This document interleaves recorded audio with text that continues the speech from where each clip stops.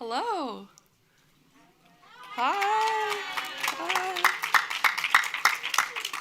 Thank you so much for joining us today for the MFA Design for Social Innovation Thesis Show 2026. This is a quick note to please silence your phones and refrain from flash photography. Okay, the show will begin. Thank you.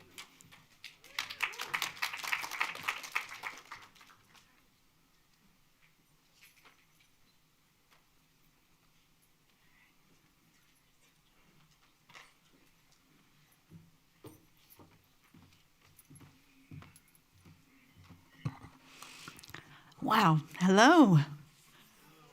Hello. Thank you for joining us at the MFA Design for Social Innovation Thesis Show 2026 at the School of Visual Arts.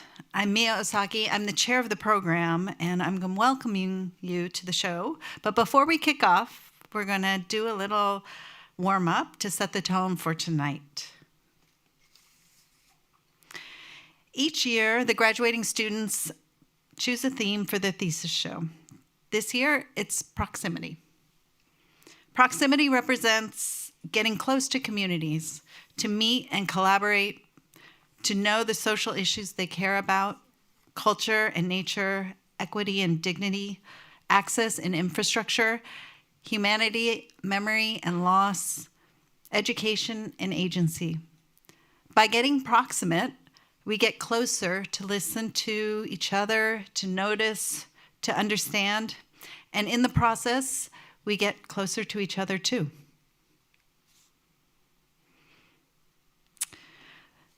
The colors on this grid, which were designed by DSI alumni Hector Ruiz, correspond to the social issues you'll see in this year's thesis show. Issues are connected and intersectional. They form patterns and relationships. And this is where the colored dots on your name tags come in. So you chose dots that represent the issues that resonate with you. And getting proximate is about being together. So we invite you to meet someone nearby that you don't know. So say hello, find out their name, what color dots they chose, and so that on our breaks and our reception, you'll have connections already. So I'm going to give you a minute. I'm going to give you this really inspirational quote by Bryan Stevenson. And you can turn and meet someone or say hi.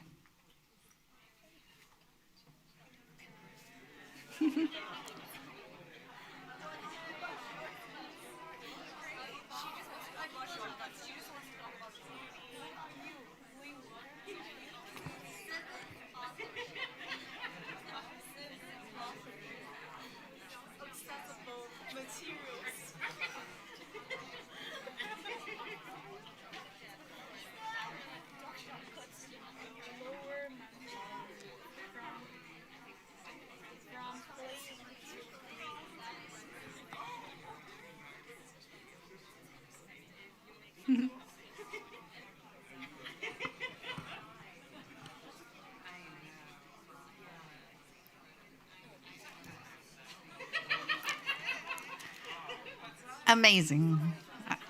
I love hearing the laughter. So now you know someone at the show. I appreciate you're here with us today at the SVA Theater in New York City. And for all of you on the live stream, we appreciate you joining us from wherever you are. What an amazing turnout for this community celebration honoring this class of 2026 at the MFA Design for Social Innovation program. Tonight, our graduate students will present their innovative explorations and creative collaborations, demonstrating critical thinking, care, and contributions to the field of eco-social design, radically imaginative, restorative possibilities for the future.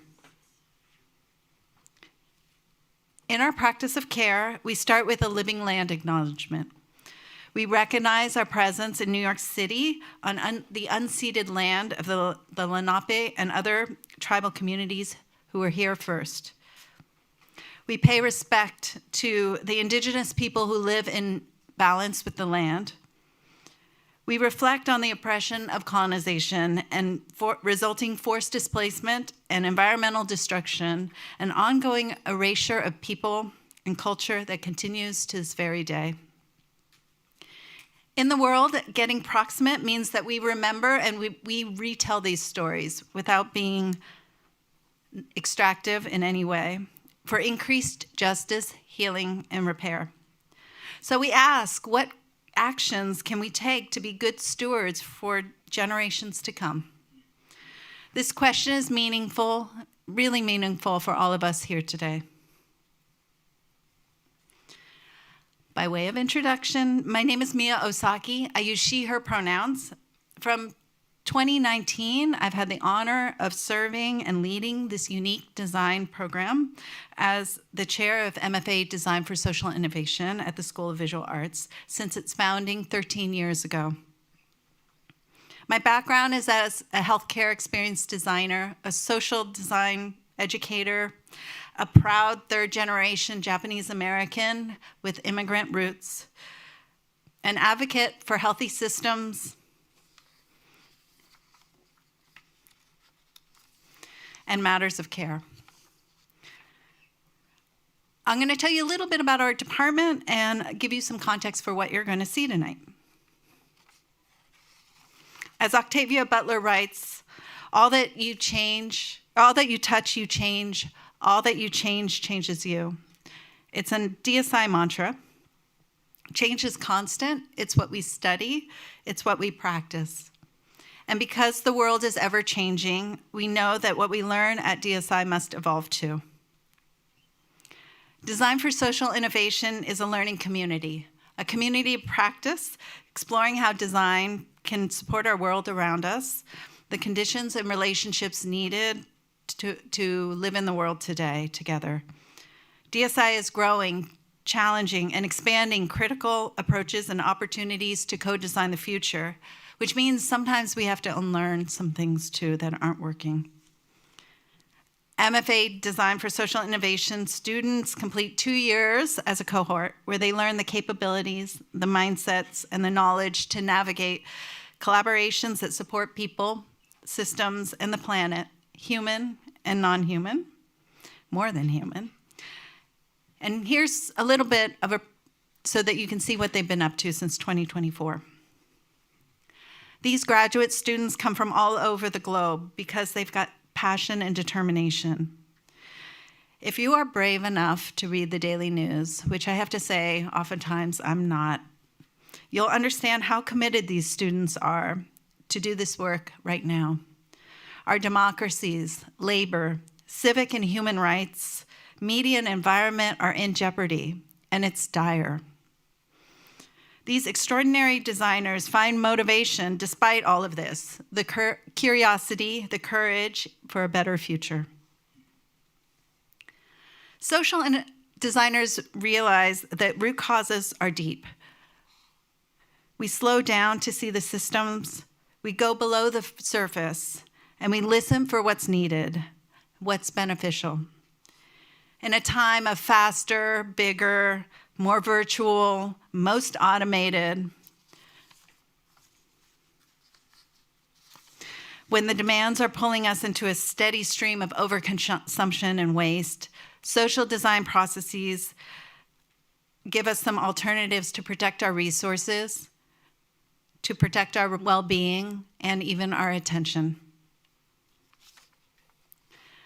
Collaboration, partnership, engagement, and participation are essential, and it's not easy.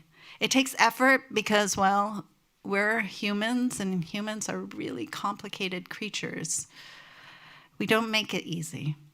So we must not do harm. We must take responsibility, and we must learn how to do our work ethically. What kinds of spaces, projects, communities make you feel most alive, they ask. We consider design broadly, and that means that everyone is a designer and everything is designed. Environments, products, services, our homes, our policies, our relationships, and our interactions. Nature is by design. And when our world is not designed well, the challenges have real impact. But if we listen and notice in proximity, something different, valuable, joyful can emerge. Mindful of the world around us, we might choose redesign, repair, healing, leveraging, connecting what's already here rather than just making new things. DSI students also learn to lead with purpose and intention. They bring their diverse backgrounds and interests, cultures, histories, and our positionalities, as researcher Leslie Ann Noel describes them. We're open to the experiences of others inclusively. Students learned from a visit to Montgomery, Alabama, the birthplace of the civil rights movement, that change happens when ordinary people do extraordinary things. That's what you'll see tonight. The process is as important as the output. There is no easy solution for these complex problems. There are too many problems, they'll tell you. They often get stuck looking for problems. Clean water, education, conservation, raising the next generation. So we have to just start small. We work smarter, not harder. And we learn more. Things iterate, they grow, they're circular, they change. And the students have added a new word to their vocabulary: we pivot. The DSI curriculum includes systems thinking, co-creation, participatory design, research, environmental ethics, and theories of change and evaluation. The students practice collective mapping, visualization, facilitation, prototyping, games theory, data, technologies for designing change. It's a lot. They use their capacities for communication design, storytelling, and creative writing. They embody mindsets of entrepreneurship and leadership. For their thesis, most importantly, you'll hear them say this time and time again today, they design with and by communities instead of designing for them. With people at the table who may not have been there before, for greater equity, support, and innovation in our world. DSIers are doing this work out in the world with organizations, businesses, governments, communities, and design studios. DSIers, after they leave, continue to create value in surprising places, just as these students are doing today. From healthcare equity to community organizing, from making our cities easier to navigate to dreaming of a world in which we can all thrive. Our hope is that all of you out here today will leave inspired and see a connection to your own work, to what you love, what your interests are, and find opportunities to work with these folks. Peter Block, in his book on community, says we must act as if our institutions are ours to create. Our learning is ours to define. Our leadership we seek is ours to become. And when we say ours at DSI, we really mean it. There are so many people we appreciate for helping us along the way. Specifically, the students have worked closely for 3 semesters. Our thesis is that long because it takes that long. With our brilliant thesis instructors who are here today, who guide and teach and mentor. They encourage, they urge, they push, they call out because we need all of the support we can to get to higher places. Madi Nakano, Kara Meyer, Lona Vincent, Sahar Gahari, Allison Cornyn, we're so much respect for you and gratitude. Y'all make this happen.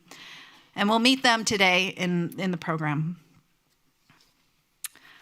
I'll end with this proverb shared to us by multimedia designer, art director, and writer in our communication design class, Annika Azora.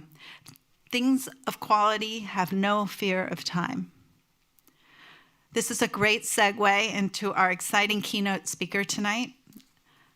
I met Tamika Bakawood at Afterthought, which is a DSI alumni event that's organized by Grace Kwan, Rihanna Burrell, Eben Reziger, as well as other DSI alumni. She was on the most provocative panel, and I've been waiting for the bucket list moment when I could ask Tamika to speak again.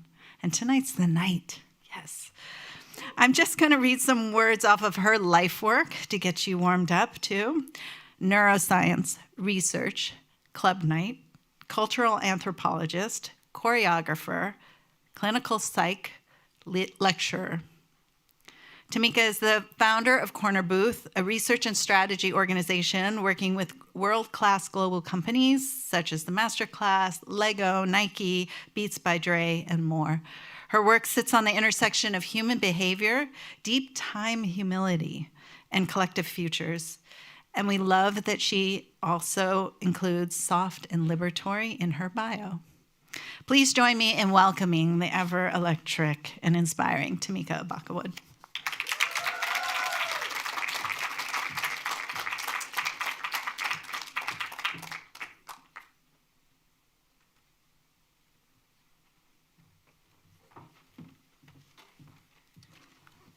I want to be in this MFA program so bad. I just never leave. That was incredible. Thank you, Mia.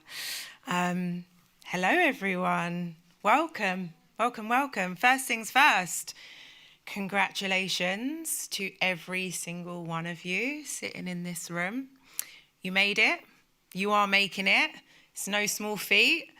You are the visionaries working in new flows and new constellations, and we are all so proud of you. Before you've even begun, we're all so proud of you. I want to thank Mia and SVA for giving me the honour of being here, for allowing me to find myself in cahoots with exactly the kind of co-conspirators that is all of you, by the way, who are genuinely alchemizing their work in service of something far bigger than themselves.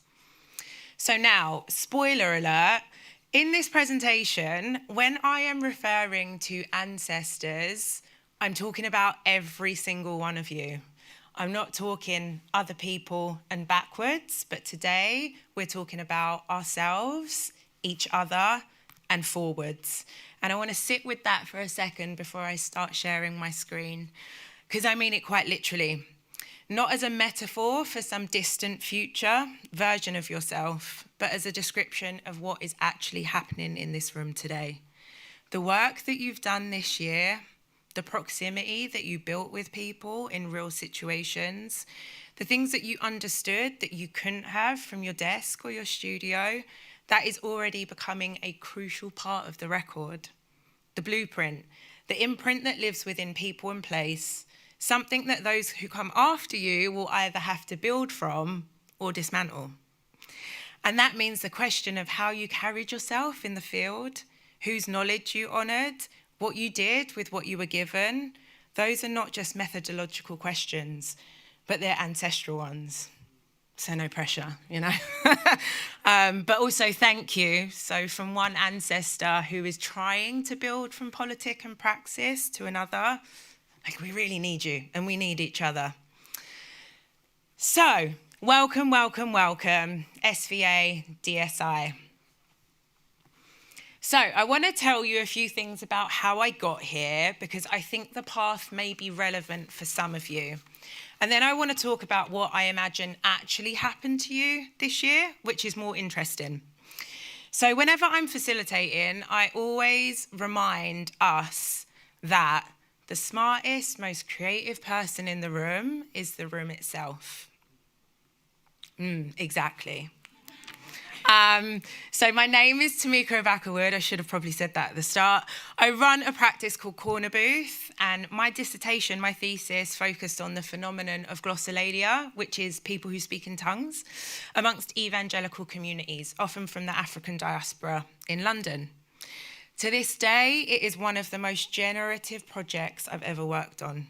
I didn't know it at the time, but when I graduated in 2011, I was launching myself headfirst into a life and a career where following my nose, matching insight with instinct, and feeling my way through raw material to help alchemize new ways forward would be the work. Not a portion of the work, but the whole thing. So the way that I got to Corner Booth was through many of the ways that Mia mentioned. Not in that order, but with a lot of overlap and a lot of moments where I had absolutely no idea what fabric was being manufactured from the scraps on my cutting room floor. What connects all of those things? the nightclub, the folding clothes on the floor, quite literally, at Primark, the choreographing, the clinical psychology assistant.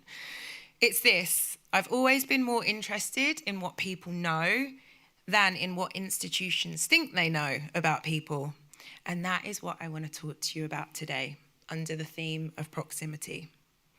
You have all spent months inside other people's worlds.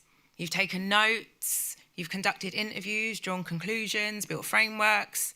You've turned experience into context and context into a living, breathing body of work. And I want to talk about what just happened to you as a collective and what it means for the work that you are about to speak on. It's rare that we get space to celebrate and understand what we're contributing, its value, its edges, its potential, and all of the beautiful responsibility that comes with it. There we go. But before, I'd like to hear from one of our dear ancestors, Audre Lorde. I'm really happy to be sharing these poems with you this afternoon. I can't think of a group I would prefer to be reading to. Your call has been forwarded to an automatic voice message system. At the tone, please record your message. When you have finished recording, you may hang up or press 1 for more options. So there is a hotline that you can call anytime, day or night, and hear from ancestors or speak to descendants. Dial an Ancestor is a 24/7 public service hotline, and I intend to propagate it to last for 100 years. I will be dead before it's done, and that is the point, because I'm solely interested in work that we cannot do alone if I haven't hammered that point home enough already. So Dial an Ancestor began by asking a set of questions that are also a critique. Whose knowledge counts as knowledge? Whose voices have been excluded from the record? Who gets to be the subject of inquiry, and who gets to be its author? Who is made the object and why? The project became a way to ask and respond to these questions over and over again in new ways, across new forms, for as long as it takes. They may sound it, but these questions are not abstract or academic. They're questions that sit under every project, every community engagement, every brief that sends a designer, an artist, an ethnographer, a cultural anthropologist into new contexts to unearth and offer something of value. So today, we're going to take our instincts on showing up very seriously. So I'm only standing here because, like all of you, I have a tendency to want to always be around, to come and go to everything, and to get to make new rules next week with my friends. So in cahoots again. Okay, so this is the question that sits underneath all of those questions. What do our future kinfolk inherit when we're living in a high data, high surveillance, low context, low intimacy, but bone deep inequitable world? You've all kind of answered that question in various different ways, but here is what no one usually says out loud when trying to answer these questions through social innovation. The experience that you just went through is so disorienting. I know it well. You went somewhere physically, emotionally, maybe even spiritually, that your training and this syllabus prepared you for in theory, but could not prepare you for in practice. You encountered people whose lives are not yours. You made choices about what to record and what to leave out. You carried someone else's story home, and now you have to decide what to do with it because it's still in you. Some of you will be feeling uncertain about whether you got it right, and I really hope that some of you are holding that uncertainty. I hope that some of you have a lingering image or a sensation or a story that doesn't quite fit the thesis. Those feelings, the ones that didn't quite fit, are potent material. They're emergent insight about what truly moves you and about what you've been invited close enough to pay full attention to. They're an inner calling towards what might be a lifelong practice. Hold them close. They are not loose ends. They might be the beginning of the next thing. So I had a few loose ends. In this group is Salamatu, the person that I'm kind of like touching and quite intensely here, actually. So there's a tension that every researcher or ethnographer has to learn to live inside, and no course can fully prepare you for it. You are always simultaneously inside and outside the situation you're learning from. You're in the room, you're physically present, but you're also the person with the notebook, with the framework, with the flight home. And you cannot dissolve that duality by simply wanting to. You can only learn to hold it honestly. So here I was in Abuja in northern Nigeria, running research for a year-long project with the Nike Foundation and Girl Effect, helping to inform a magazine and a radio station run by and for teenage girls. So in this specific rural village, session after session kept returning to the water well and the hours that it took for them to fetch fresh water. The woman told me the problem and the solution in the same breath. Like, duh, Tamika, move it closer. Like, it's obvious, it's clear, it's not that deep. But something didn't sit right. It felt too easy, too legible. So I did what any normal researcher would do and asked to fetch water with them at 5 a.m. for a week. What we discovered together dismantled the insight that we'd all landed on, not partially, but substantially. So Salamatu said, Tamika, the water well fetching is the only time that we actually get to be girls, like to talk. And at the time it was Facebook and boys, but not to have anyone pulling us one way or the other. It's the only time that I truly get to be me and get to be with my friends. So the design problem was not the distance to the water. The design problem was the only hour of freedom in the day and what it would cost to engineer it away fully. The inside-outside dynamic never disappears, and I don't want to romanticize either of those positions. But the skill, the most important thing I think a social innovation designer can cultivate is learning to notice when the outside position is protecting you from something you need to feel. Those liminal moments, the ones where you get invited to move deeper inside or outside, are where new light gets shed. And they're not comfortable at all. They create a lot of tension for a lot of people, and you'll be the ones that are holding it. But tension creates energy, and energy is required for even the smallest of movements. And that's science. I don't know if that's science, but it sounds like it's science. So we're living in a moment of information abundance and wisdom scarcity, I would argue. There's never been more data about human beings, and there's rarely been less genuine understanding of them, because understanding requires something data cannot produce on its own, which is proximity. The kind that costs you something, that takes longer than your timeline wants, that leaves residue in your body as well as your notebook. And knowing that and really holding it, not just as a critique that you can cite, but as a structural reality to actively work against, is part of what separates work that unintentionally replicates the status quo from work that shifts it. So last year, I had the honour of working in and with the Virgil Abloh archives, with his family, his close friends and creative team, which culminated in a series of Insert Yourself Here sessions that I designed and led with MFA students in the Grand Palais in Paris. And I want to talk about Virgil, not as the icon or the monument.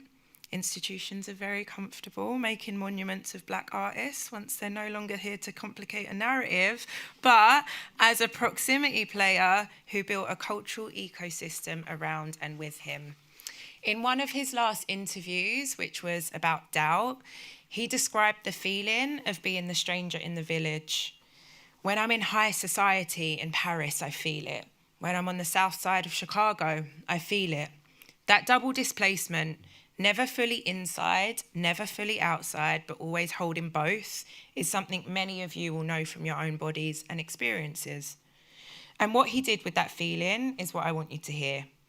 He used doubt as his engine, the Trojan horse, getting close enough to the spaces you want to change in order to understand their logic from the inside. And then crucial part, don't forget this part, this is the most important bit. Then intentionally beginning to rearrange the furniture, That is proximity practice. Virgil's real legacy was not the objects, it's the logic. Like him, please remember to cultivate fun along the way. Lightness is not a reward for finishing the serious work, but it's actually part of the method and the strategy for bringing others along with you. So, as of this year, Dial an Ancestor Archive holds hundreds of voices. No social media account, no algorithmic protocols, no visible quantification, nothing to buy and nothing to sell. Just a project that started with $250, not enough time, and literally no one asking me to start it. We, and heavy on the we here, have done this because of a lifelong mission that keeps our decision-making honest. How can we create soft, malleable, irresistible blueprints across generations? Blueprints for other people to take and transform into something that only they can do. That is the work, both parts. Not the preservation of a fixed idea, but the propagation of a living one. This project exists because of a conviction that the knowledge communities need to navigate their lives is always already present inside them, and that the failure to access it is not a knowledge problem, it's a proximity problem, a problem of design distance. And Dial an Ancestor is one attempt to co-create an answer that does not require an institution in the middle of it, nor a researcher to mediate between the knowledge and the person that needs it. It just keeps a line open between one life and another across time. So I want to talk to you about 3 absolute OGs, which have a lot of creative DNA running through this project. Through Zora Neale Hurston, who understood that the folklore stories of the Black South are not raw material waiting to be processed. Her book, Barracoon, finished in 1931, remained unpublished for 87 years because she refused to move the authentic dialect of its subject, Cudjoe Lewis. Publishers demanded standard English. Zora knew that the dialect was the history. The book was finally published in 2018. She invites us to ask, whose language and whose system are we telling this in and why? Through Felix Gonzalez Torres, Untitled Portrait of the Magoons. It reimagines portraiture as constantly evolving, unstable. He builds not a biography, but what I think of as a proximity map, putting small h history right next to world-changing societal shifts. What makes this piece even more extraordinary to me is what happened after he died. So much death in here, I'm so sorry. In 2023, the portrait appeared 3 times in the same gallery. Through 3 different authors, each editing the work's list of dates and events according to their own experience and perspective. The structure remained consistent, but what occupied it was entirely subjective, determined by whoever held the right to manifest it. Our work is the original portrait, but as Gonzalez Torres himself said, without the public, these works are nothing. He invites us to ask, which perspective and timeline are we in? Why and who does that benefit? And it runs through Muriel Larderman Ukeles, who spent 11 months of her artist residency shaking the hand of every single sanitation worker in New York. In her manifesto for maintenance art, she identifies the connection between her experience as artist and mother with that of sanitation workers. Maintenance, she said, is a hidden force that keeps things going. She invites us to ask, what is the brief underneath the brief really calling for? So I want you to know that all of you did some version of what all of those people did this year, even if imperfectly, even if constrained by time, by money, by what you had around you. You let something change you, and in doing so, you change something. The Bacana two-loop model describes the moment when a dominant system begins to lose its grip and a new one starts to emerge. This model is amazing. I don't have time to talk through it right now because I'm a yapper, but Google it after. The most amazing thing about it is it gives you different kind of roles to find your footing in order to make a new set of futures. So it might be building something new. It might be composting what's finished. It might be connecting pioneers to each other. It might be doing the hospice work of helping what needs to end with dignity. The world will pull you in many different directions. In response, I advise you to cultivate a ritual or several, because there is simply no reasoning with a ritual, and it keeps you really, really ungovernable. Every year on my birthday, I spend time at the cemetery and I sit with the composter in me, the part that breaks down what is finished, including my own assumptions, so that something more honest and potent can grow from the breakdown. And that's what I think the best year of any program actually is. Not the year that you build, but the year that you compost the meaning. What you compost becomes soil for everything you'll grow next. So there's a post-it note in my studio, also known as my office, also known as my IKEA desk that sits in the corner of my bedroom, that I look at every time I start a new project. It says "Genius over genius." It's the intelligence of a collective, a direct rejection of the single genius visionary archetype. You've been inside a genius this year. The communities you researched with and amongst were not your subjects, they were your collaborators. Your co-conspirators are sitting right in this room with you. And the work you're about to present is not yours alone. It's co-authored by every person who trusted you enough to contribute something true. So, seeing things as they are, and then as they could be at their most potent. That is the work that we do. That is the whole practice. And it do take nerve. Are any of you feeling nervous right now? You shouldn't be, it's lovely up here. So, Dial an Ancestor exists because we have to keep the line open between what communities know and what the world is able to hear, between the knowledge that lives in people and the knowledge that gets preserved, between the ancestor you are becoming and the people who will one day need what you learned.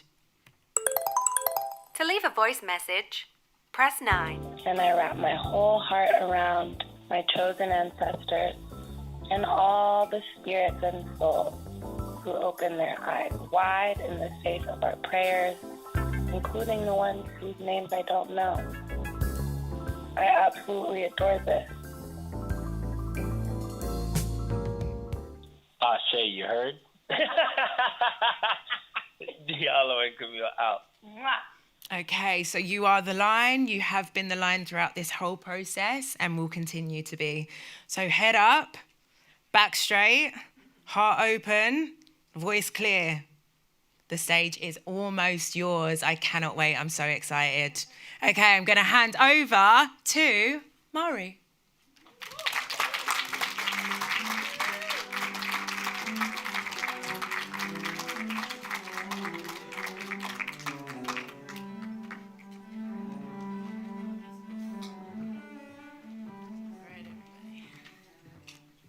The stage is almost yours. We'll try not to hog up too much time because we want to get to it, right? Thank you, Tamika. Those were really powerful words and a lot of things I've been reflecting on myself. It was an honor to have you up here and to share your experiences, to share your life, to share your messages. Good evening, everyone. Or good day, good morning somewhere out there in the world for those who are listening online. My name is Mari Nakano, and I'm a faculty member here at DSI, and one of the thesis advisors that students had to put up with over the last year, maybe longer.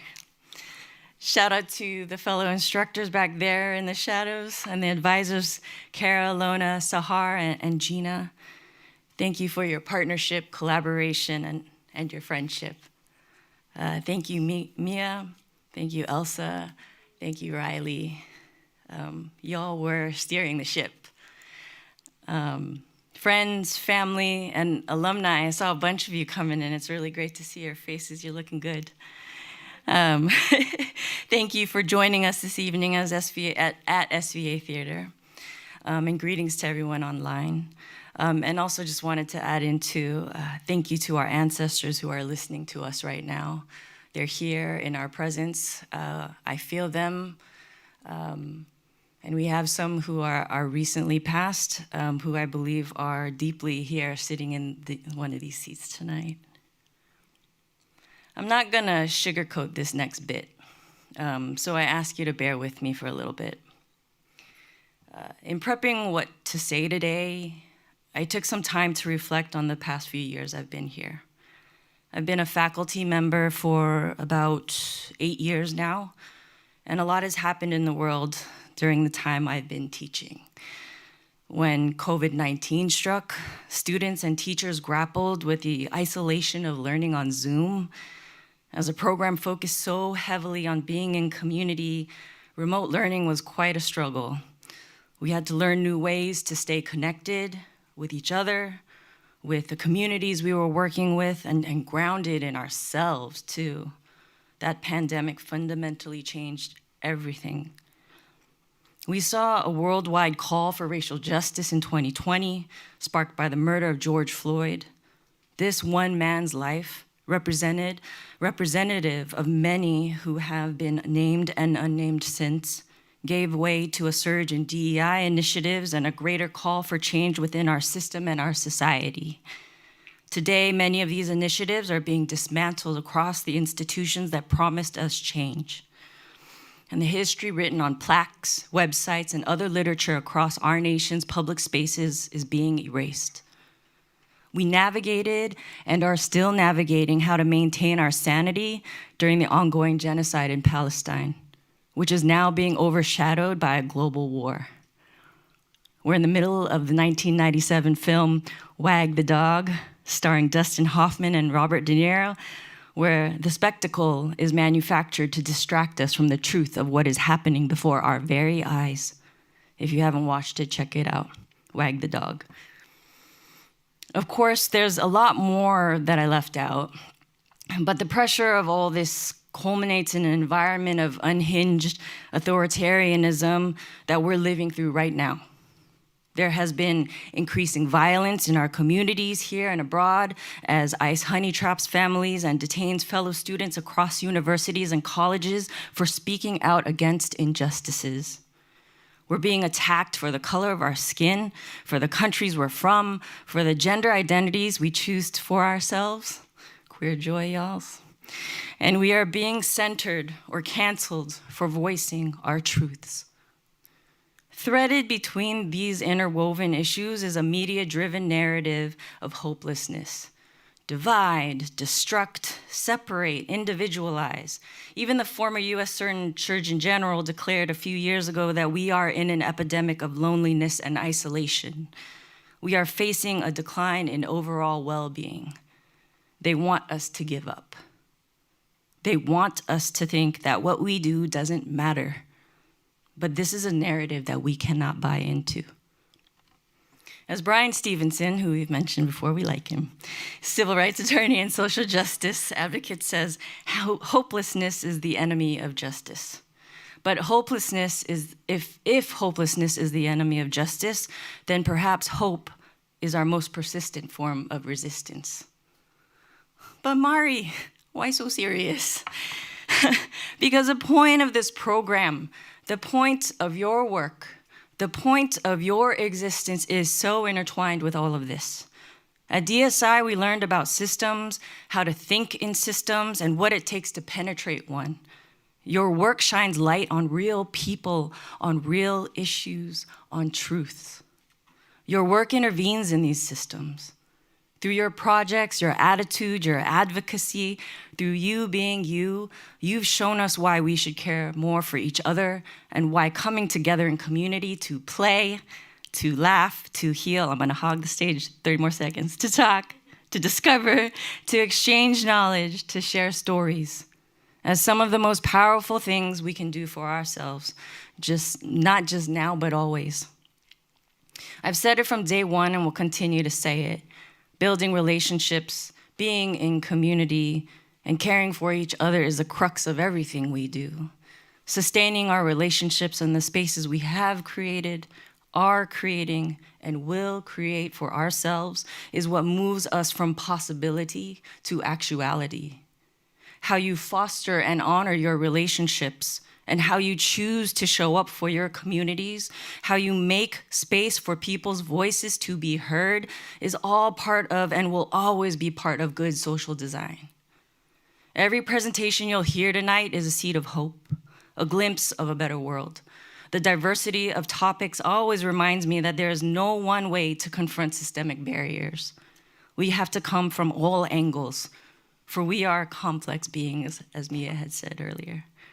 So class of 26, if you feel like I'm giving you pressure, I am. And that's my job as an educator. That's where I'll be relentless. I wouldn't say all of this if I didn't think you were all capable of being part of the change we need to see more of in this world. Thank you for pushing through, for pushing back, for pushing onward. Sometimes you drove me nuts. I'm sure I drove you nuts too. But most of the time you drove me to stretch myself. You made me expand our understanding of the world, and you humbled me with what you brought to our shared table. I appreciate you. I'm excited to see you get out in the world. So we are about to begin, so get ready, okay? As we begin tonight's presentations, you will hear from this first group of designers who have looked closely at the invisible threads that hold communities together. From New York City's Chinatown, one of the longest standing and largest immigrant enclaves in New York, or in the nation, to the digital spaces where women are co-creating creative authorship in gaming, from mapping transit burdens in Queens to integrating circular practices into how we care for the animals in our own homes. These projects share a common thread: collective agency.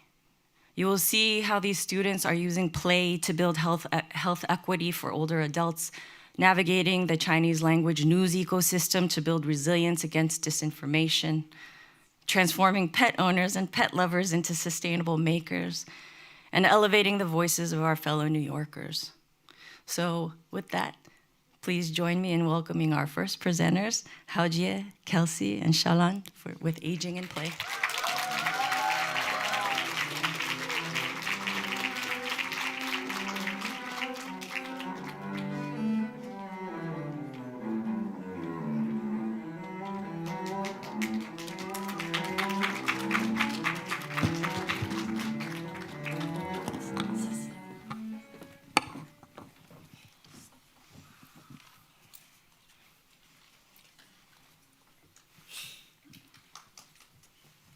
Thank you, everyone. Good evening. We're about to present Aging in Play, where we see play as a public health essential for older adults. My name is Haojie. I'm Kelsey. I'm Xiaolan. So I want to tell you a story of Miss Lee, a 72-year-old woman who lives alone. Before retirement, she was busy with work. Since retiring, she started feeling unsure about what to do each day. So she stepped up, hoping to find something to be part of. She goes to a senior center, hoping to join something fun or groups she can feel part of. When she's arrived, activities are already happening. The table tennis feels too intense. Mahjong feels hard to join too. It takes experience, and people already play with the friends they know. So, after lunch, Miss Lee just leaves. She doesn't know how to participate. Even after coming here, she's still alone. Her experience is not unique. Other older adults share the similar feelings. Like, I used to play ball, but nowadays I don't play much anymore. Not everyone wants to play bingo. It's too boring. So activities exist, but older adults don't always feel able or invited to join. In NYC older adult centers, 79% game-based play activities are concentrated around ping pong, mahjong, and bingo. It means play options are limited and repetitive. But the older adult value play deeply for joy, for connection, for movement, and for health. And they are right. The research shows that play can support physical health, the cognitive function, and emotional resilience. The play is a public health necessity for older adults, yet it is treated as optional, resulting in limited, repetitive, and incredible play. If overlooked, we miss a powerful way to deliver preventive care that can support aging with dignity, connection, and health. So if play is so important, why is it so limited? From talking to the old adult center directors, we learned that the activities often stay the same for years. When instructors leave, the activity just stops. And we also heard from the housing committee staff they do want to offer more, but don't always have the capacity to keep creating new activities. So the barrier exists on two levels. For older adults, the play may not feel relevant to them. They have little say in shaping activities, and they also find it hard to enter the existing groups, especially when the social circle have already formed.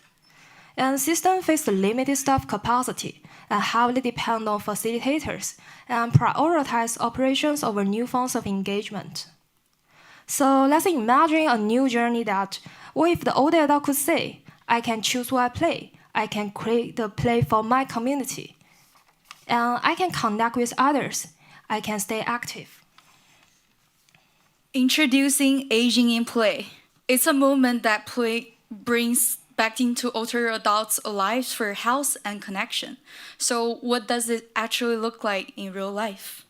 One day, after having lunch at the center, Miss Lee finds a new activity about play where she's invited and introduced how she can play with others. She opens the Aging in Play box that feels simple and welcoming. Inside, she finds Level 1, ready to play games, a library of 30 physical and cognitive game cards. Using accessible materials, older adults can play anytime and anywhere. Miss Lee tries various games like this. After becoming more comfortable playing, she levels up. Now enter Level 2, from playing to creating. At this stage, older adults become play creators. The Aging in Play box turns playbook box into facilitation system that guides community through 3 play levels. After Level 1, ready to play games, Miss Lee starts Level 2, where she can collaborate with peers to create games. Using prompt cards, Miss Lee brainstorms, tests, and creates her own game. She documents it, adds it to the play library, and becomes a play creator. Level 3 is about community-led play. Staff or senior volunteers can run workshops, create games, and teach others how to play. Play no longer depends on outside facilitators. Ownership shifts to the community, building a sustainable play culture. Aging in Play creates value in 3 ways. Lower manpower, ownership gradually shifts to the older adults. Higher accessibility, games are simple and adaptable across all abilities. Stronger social connection, shared play builds interaction and bonding. Now, in our design journey, we started in older adult centers as they are trusted gathering places. We shifted from designing for to designing with to designing by, revealing learnings around accessibility, ownership, and sustainability. When we first designed for older adults, and to be specific, at the Open Door Older Adult Center, our hypothesis was that modular lightweight games would make play easy to sustain. But we learned that accessible games don't just create a lasting play culture. After we left, the community set the games aside because they didn't feel like they owned them. So we thought if we could shape play, they could shape play. They would feel an ownership over it. So with tangible prompts, objects, and references, members created more confidently and took ownership of their ideas. But facilitation still depended too much on us. This led us to designing by older adults. Our hypothesis was that a curated set of objects and prompts could help hand over the play and creation process to the community. It gave members the tools to discuss and sometimes argue like this, and test and adjust games, and it also allowed us to train community leaders to grow their own play culture. This process led us to the Aging in Play Playbox, an accessible play resource that helps start and build capability to sustain play. We're now expanding Aging in Play beyond older adult centers, and to date, we have engaged more than 100 older adults, trained more than 20 volunteers and staff, and created more than 20 improvised games together. Older adults told us it helped them interact, move, and create together. One senior shared, "We used to not interact so much, but with the games, we're arguing over what color we remember in a memory game." Another said, "I'm just sweating from the games." We also saw a shift in agency. Participants began saying, "I can now design games together with others. And everyone can play these games, even our 98-year-old grandma." I think she's 99 this year. Staff and volunteers noticed this too. A volunteer shared that residents were more engaged with aging in play. And one resident with dementia, who had difficulty speaking at first, spoke more clearly after playing. Richard, from Norfolk Senior Housing, said it was interesting to see how seniors interacted differently and adapted so well to the games. And to strengthen this work, our team has expanded. Dr. Path advises us on physical game design, while Erin, a Master of Public Health candidate, supports us in health strategy and outreach. Looking ahead, aging in play begins with game-based play because games are familiar and accessible. And over time, we hope to expand into other forms of play, eventually growing into systems of play across the aging system, and finally towards a mindset shift where play is seen as essential for later stages in life. And in this future, play is part of life for Miss Lee to build confidence, agency to shape her relationships, routines, and community life. As Cass Holman writes, play is part of our non-material culture like beliefs, customs, values that shape how we behave and interact. If we can shape play, then we can also reshape how later life is imagined, experienced, and defined. Next, we'll share aging in play further through exhibiting at the School of Radical Attention in June and speaking at the Games for Change Festival in July. And finally, thank you to all our partners, mentors, and community members, Open Door OAC, Hong Ning and Norfolk Senior Housing, LaGuardia OAC, and everyone who played and imagined with us. Thank you for playing together, and follow us, and stay tuned for more Aging in Play.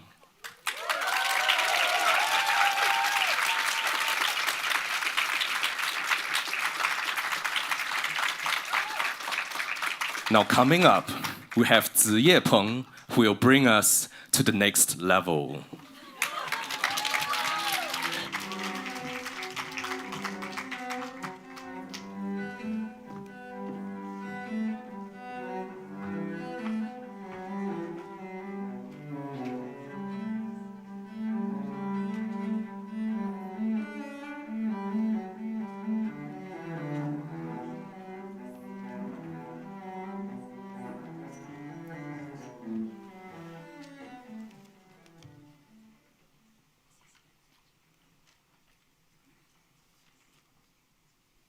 Good evening.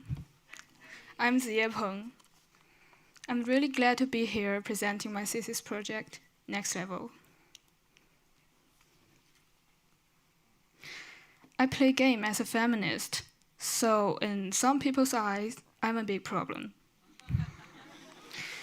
You might imagine me standing there calling out some over-sexualized women characters design. And I mean, of course, that's the bare minimum. But what I care about goes much deeper than that.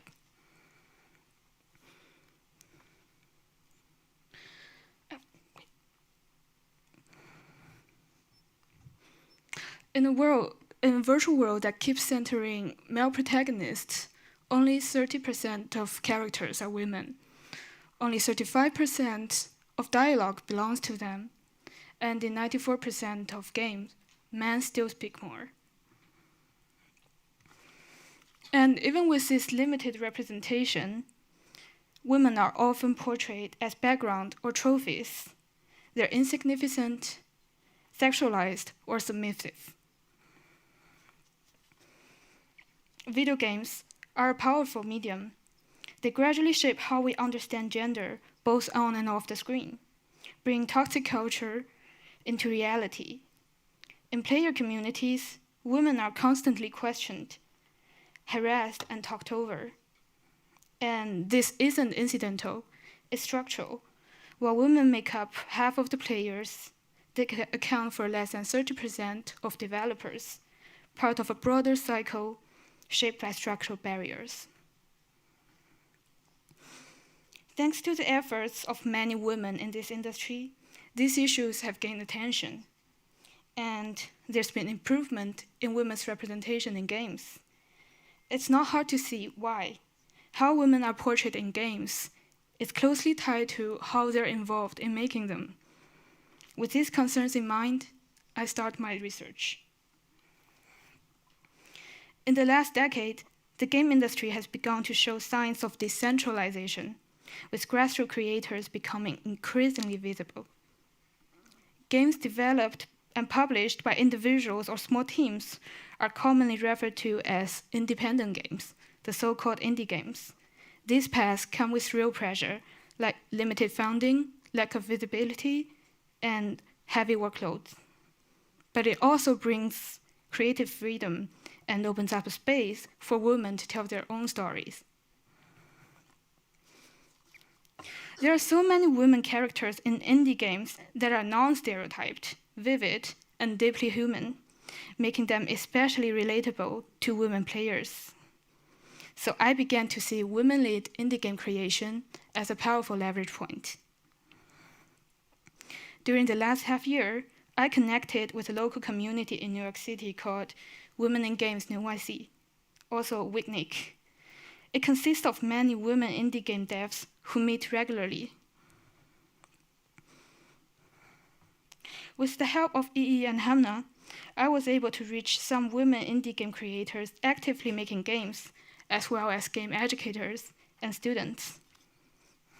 Their games can be poetic or sarcastic, or they can be immersive and bold in world building. Female characters in these works are thoughtful, evolving, and full of conflicts and struggle. Most importantly, they reflect the personalities and values of the women creators behind them. However, these successes remain exception rather than the norm. Women indie game devs still face gender-related challenges. Generally, many of them are often the only women in the room. For example, at Gumball, an indie NGO, as E once said, there were even more men named John than women. This means they have to constantly deal with assumptions from male peers, as shown on the slides. These are often appear in daily life as casual questions like, so how many games have you played before? Subtly questioning their competence and legitimacy. Over time, this can turn into inherent self-doubt that is often described as imposter syndrome. It can appear as constantly double-checking to avoid being called out, or it can also manifest as self-censorship in creative expression and end up lowering their voice. Yet video games are precisely where authentic women voices and lived experiences are most needed. So my hypothesis is, by strengthening women indie game developers' self-assurance in personal creative expression, we can unlock identity-driven creative work and ultimately improve the portrayal of women in games. So I began to think about how to create a space for a shift, from isolation to solidarity, and from self-doubt to self-assurance. I designed the workshop called From Gaming Self to Gaming World. It was held in collaboration with WICNIC. In the Gaming Self section, participants were invited to intuitively visualize themselves, their preferred forms of representation in games, and their identities as game creators. These were abstracted into small flames, and each of them represent a unique creative voice, together forming a larger fire. In the Gaming World section, I used a collective bingo map to prompt discussion around shared experiences as women indie game creators. This naturally sparked conversations around gender bias, community support, and and building self-assurance, helping participants map what strengthens or weakens that fire. With my facilitation, participants move through this activity smoothly and engage with the prompts with ease.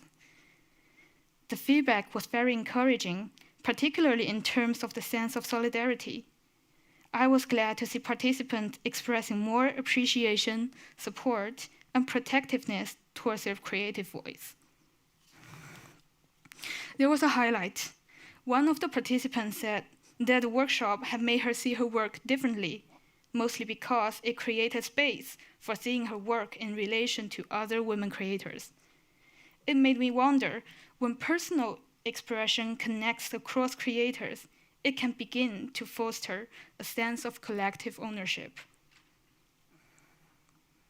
During my thesis journey, I often think of the line from Virginia Woolf: "A woman must have money and a room of her own if she's to write fiction."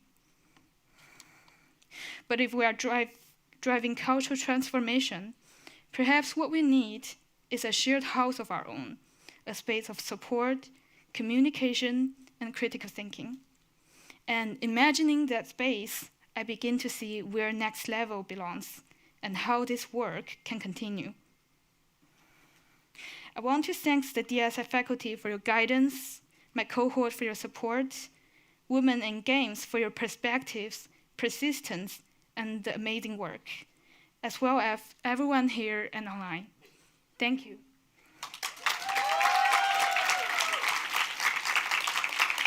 And now, let's welcome another cohort member committed to driving social change in New York City's transportation system, Stephen Zhang.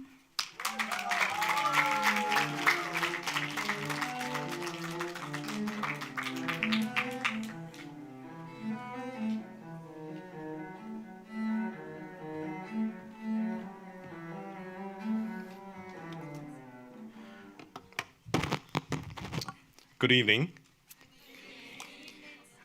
What is that we need? Train! Thank you. Hello, everyone. My name is Stephen Zhang.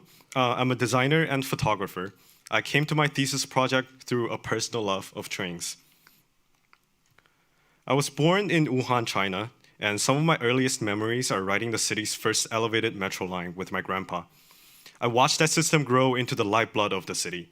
And over time, I came to understand how a good transit system can expand what places feel reachable and what futures feel possible. When I moved to the US at age 15, I lost that. I spent high school stuck in the rural Midwest, where without a car, I was cut off from a lot of social lives. My freedom of mobility was completely in someone else's hands. That's when I started to understand transit isn't just how you get somewhere, it's whether or not you get to belong. Then I came to New York, a city with one of the most extensive transit networks in the country. But living here, I learned quickly that extensive is not the same as being equitable. The MTA we ride today was built around an old assumption from nearly a century ago, that everyone in the outer boroughs commutes into Manhattan for work. The logic still holds true for some of us, but for millions of people moving in between and across the outer boroughs, the system simply doesn't show up for them. And nowhere is that gap clearer than in Queens. This is a cool visualization I made using data from the US Census Bureau and the MTA. It sorts every block group in Queens into tiers based on the best kind of transit you can walk to within 10 minutes. Subway, select bus, local bus, or nothing at all. The orange areas, in the Rockaways, that large part east of Jamaica, east of Flushing, have only local buses.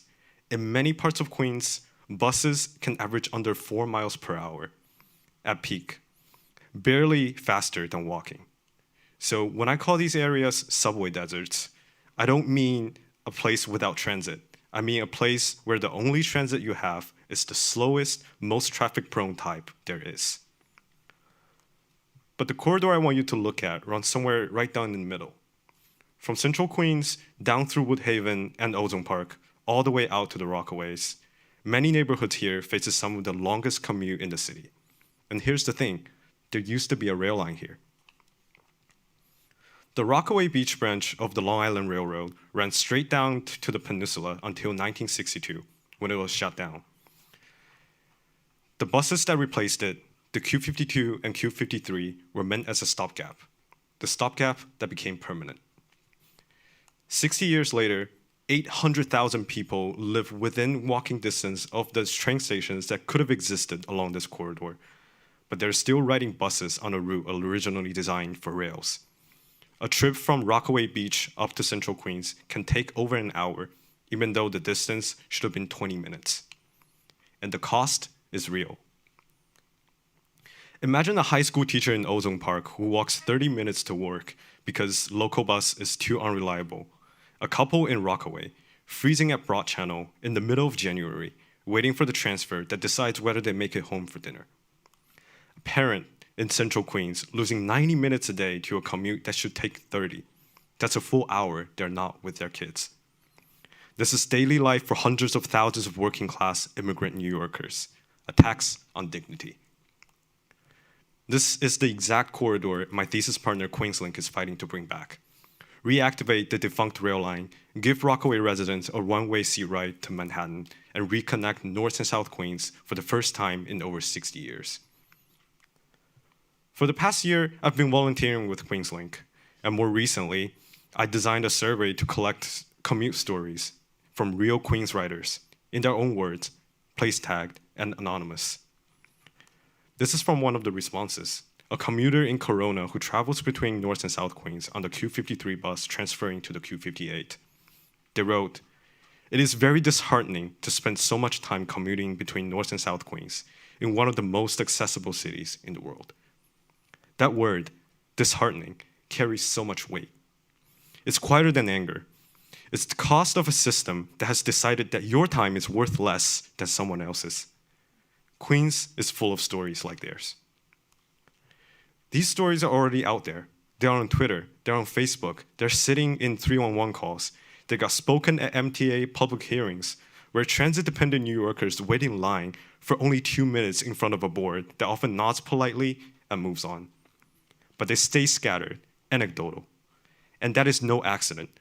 Transit decisions move through processes built around agency-produced evidence, ridership models, feasibility studies, performance metrics. There is elaborate institutional infrastructure for that kind of evidence. But lived experience enters the same process as anecdote, if at all, weaker and easy to dismiss. What's missing, and this is the heart of my thesis, is structure and synthesis. Structure turns scattered frustration into evidence, organized by place, route, theme, impact. Synthesis is what comes after, reading those stories together to see patterns they form and turning that into stories so loud that policymakers cannot pretend to ignore it. That's what I'm building. It's called Queens Commute Atlas. It's a proposal and a hypothesis that if we collect lived experience and translate it into something visible, it becomes civic evidence that advocates, journalists, and policymakers can actually use. I've designed it around 4 principles I learned. Place-based, because transit burden lives along specific corridors and stops. Structure, so individual frustrations stop disappearing into the noise. Synthesis, so the patterns become visible. And a feedback loop, because community evidence should never be extracted and forgotten. People need to see how their stories are told and what it was building towards. So how does this actually work? A rider experiences a transit burden, long wait, missed transfer, a delay that ripples through their day. They share that story through our survey or in a follow-up interview if they want to go deeper. From here, we review it carefully, anonymize it, summarize it, and place it on a map. This is what that map could look like. As patterns emerge, major corridor delays, transfer pain points, the routes where people are losing time with their families, they become something an advocate can actually carry into a room. When a Queenslink advocate walks into an MTA board meeting or a city council hearing, they don't go in with one or few riders' anecdote. They go in with tens of hundreds, mapped, themed, amplified, impossible to dismiss. In the longer term, the atlas could grow corridor by corridor, access other bus routes, accessibility gaps at stations, transit deserts that no advocacy map captures yet. The people closest to the problem become the ones who define it. I started today by talking about a kid in Wuhan riding the metro with his grandpa, staring at the map of the metro system, imagining all the places he might be able to reach one day. I want that for Queens. I want a kid in Rockaway to look at a future map of New York City transit and feel that same sense of hope and fascination, that the places they want to reach are now reachable, that their time is valued, that when they describe their commute as stressful or disheartening, somebody is listening, and that voice gets carried into the rooms where decisions were made. That's the future I'm building toward, one where communities are not brought in after the fact, but trusted from the beginning to define the problems, shape the evidence, and imagine what a better transit system could be. Queens is full of stories. They've been there the whole time. It's time they had a seat at the table. Thank you.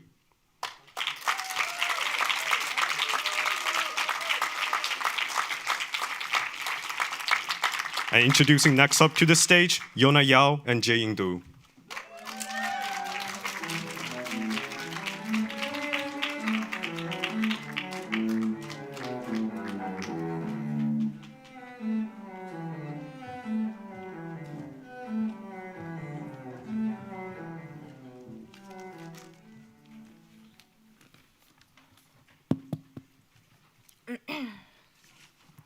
So, hi everyone. We are After Wax.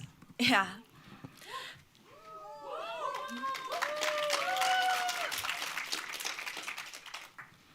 My name is Yuna. I have been pet owner for more than 20 years. And I am Joy. I am always in love with everything about pets, but never allowed to have one. Yeah, and that's actually where the story starts. She sent me a video.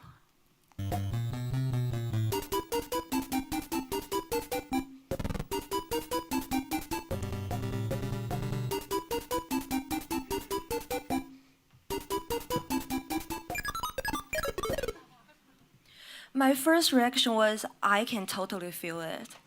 Because I have already bought hundreds of pet toys, and none of them still in one piece. At first, I thought it was just my pet. Turns out, it's almost every pet. Through interview, we find out that almost all the pet parents are sharing the same loop. You buy a toy, your pet love it, destroy it, you throw it away. Or you buy a toy, your pet ignore it, it sits in the corner for a while, and eventually gets thrown away. Did you notice some comments? Yeah, they both start with buying and end with throwing away. Now, let's just focus on buying first. Compare the medium class monthly spending data to the bestseller price of a single pet toy. You can notice that almost all the pet parents are buying around 3 to 5 pet toys per month. So, how many pet toys are actually being thrown away? About 634 million pet toys are discarded in the United States each year, generating over 40,500 tons of plastic waste. But why does it happen? According to research, buying toys is equal to emotional expression, but online culture drives impulse purchases. So, what owner bought wasn't always their pet's really wants or need, or even when it is, pet will destroy it because of their nature instincts. So the owners buys again and again, buying becomes the only default. And when the toy is done, it goes straight to the landfill, because most of the pet toys cannot be recycled. However, at this point, what if we can design a new behavior? What if we can support pet owners in finding alternatives to buying more toys? So we keep observing and interviewing, and we find that almost all the pet owners wanted a sustainable solution to pet toy waste, but didn't know how. Pet-related spaces naturally have social atmosphere, and even people without pets join in the pet-related activities. So, to create a systematic change, our ideal goal was to bring pet owners and non-pet owners together through pet-related activities in pet-friendly spaces and give them a clear, concrete pathway to act. But how can we achieve it? Honestly, we felt stuck at that time. But thankfully, we were invited to a dog parade, and we saw pet owners made their own dog costume. So we thought, okay, if clothing can be made from household waste, why not pet toys? We first made DIY toys and tags on our own pets. They love it, but it was only a personal behavior, not yet something with broader impact. In order to widen our impact, we hosted a drawing workshop in partnership with Boris and Horton. We invited participants to draw their pets' favorite toys, many of which were not traditional pet toys at all. In the process, they realized themselves that pets' favorite toys are not what they bought in the store. We turned their drawings into gifts and spread them through the community, passing the mindset shift peer to peer. Once the thinking changed, we moved to behavior. We ran a DIY pet toy workshop. People bought their own fabric, debated how to repurpose other household items. We gave them a starting point, and they took it further, experimenting with materials, asking what else could be made instead of bought. The behavior had room to grow on its own. During our last workshop, we noticed non-pet owners also want to join in. Around the same time, we spoke with the founder of Cat Allies Project. He told us shelter animals often have no toys at all. Some become depressed because of it. That's when we partnered with Cat Allies Project and Craftopia, inviting non-pet owners to make toys for shelter animals. The act of making became an act of giving. Making the toy was one thing, but participants also wrote poster cards to the shelter animals, small notes of care for animals they had never met. When the toys were delivered, the shelter sent back updates. People could see their handmade toys actually being played with.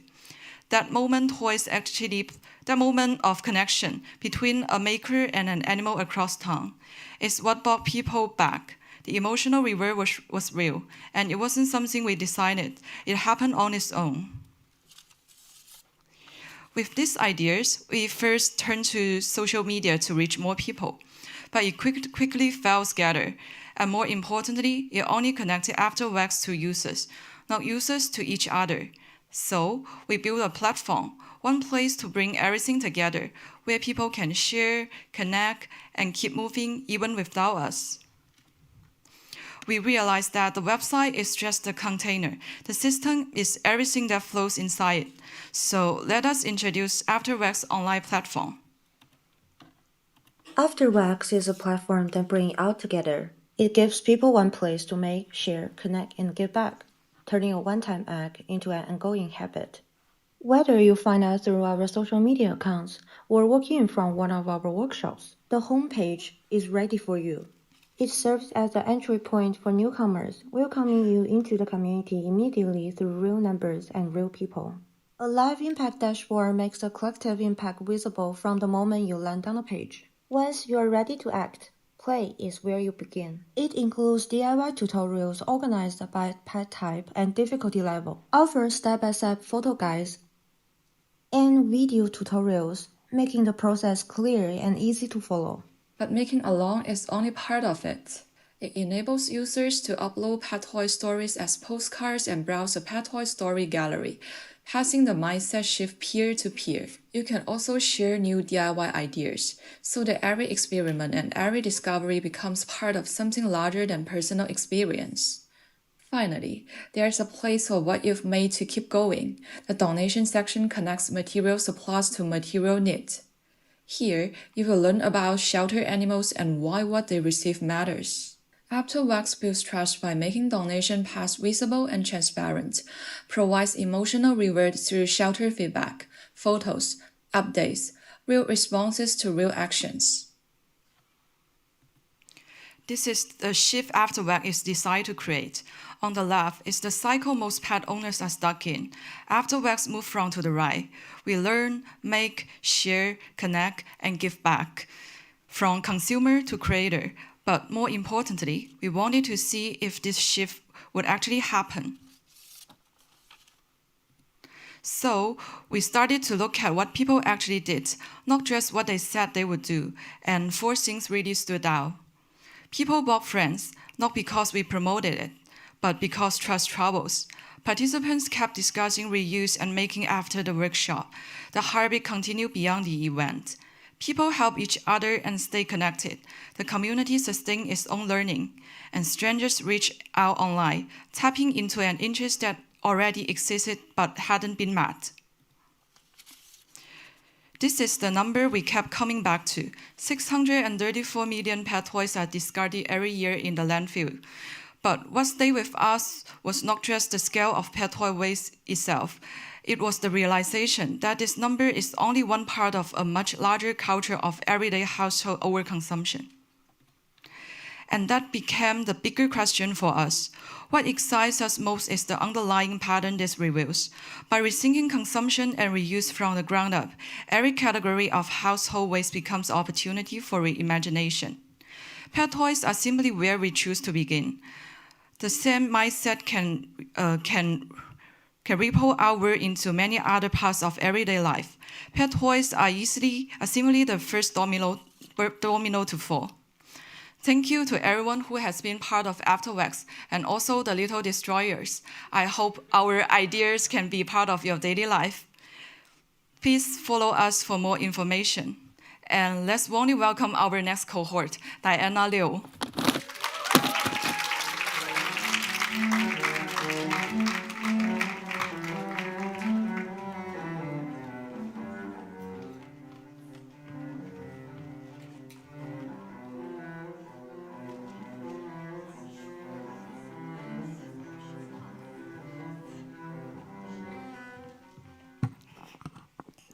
Hi, everyone.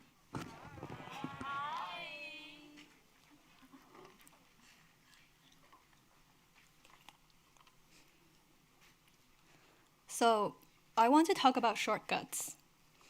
The shortcuts in your brain is where your gut reactions come from, your snap judgments, your fight or flight responses. It's what makes you go, "Aw," when you see a cute puppy. And it's what makes you feel urgency, fear, and outrage when you see headlines like this. Now, luckily, there are many ways we can fact-check something you suspect to be fake. But for the Chinese immigrant community, that's a different reality. There are very few Chinese language fact-checking platforms in the US. My name is Diana. I'm a first-generation Chinese immigrant, and in my community, reliable in-language news resources have always been limited. Over 50% of Chinese speakers in New York City have limited English proficiency, which means that they're not able to access resources like Snopes or PolitiFact. The decline of legacy media in the community have left a void filled by disinformation and misinformation. The news diet of Chinese immigrants might have gone through many layers of filters, translations, and edits before reaching them. In 2014, California voters passed Prop 47, under which certain crimes such as shoplifting under $950 changed from felony to misdemeanor. In Chinese language media, the story became that shoplifting for under $950 can walk away for free. They coined the phrase $0 shopping, or 零元购, which went viral in the Chinese-speaking world. And in 2024, voters in California passed Prop 36, essentially rolled back on Prop 47, and now shoplifting under $950 can be charged as a felony again. And that was a very simplified retelling of that story. The reality is much messier and more complicated.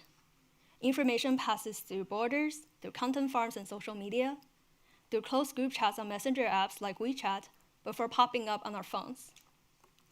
According to a survey of Chinese immigrants in New York City, 65% said that WeChat is the primary source of their news.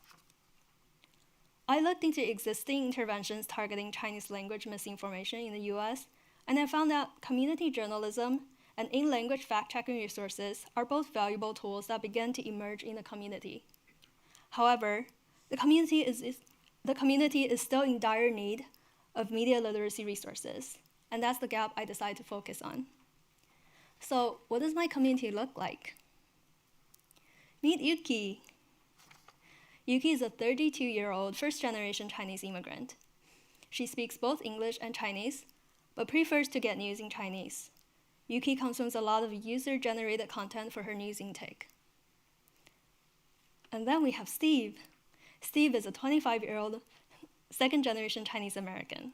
His news diet is entirely in English, but he still comes into contact with Chinese language misinformation through family, and he would sometimes get into arguments with them. Whether they consume Chinese language misinformation directly, Yuki and Steve are both affected by it. They can both be unaware perpetrators of misinformation, but can also become sources of reliable information, as they may already play the role of translators and fact-checkers for their families. So, how might we support Yuki and Steve in building media literacy skills and making informed decisions and become empowered agents of change? My answer is Civic News Compass, a culturally relevant, bilingual media literacy education resource platform that supports community members to navigate news with confidence and care. Because we need to go further than debunking stories and recognizing deepfakes, and understand the narratives and tactics of disinformation. My conversations with community members told me that everyone thinks misinformation is a big problem, but the minute you tell people that this is true and this is fake and this is what you want them to believe, you've lost them.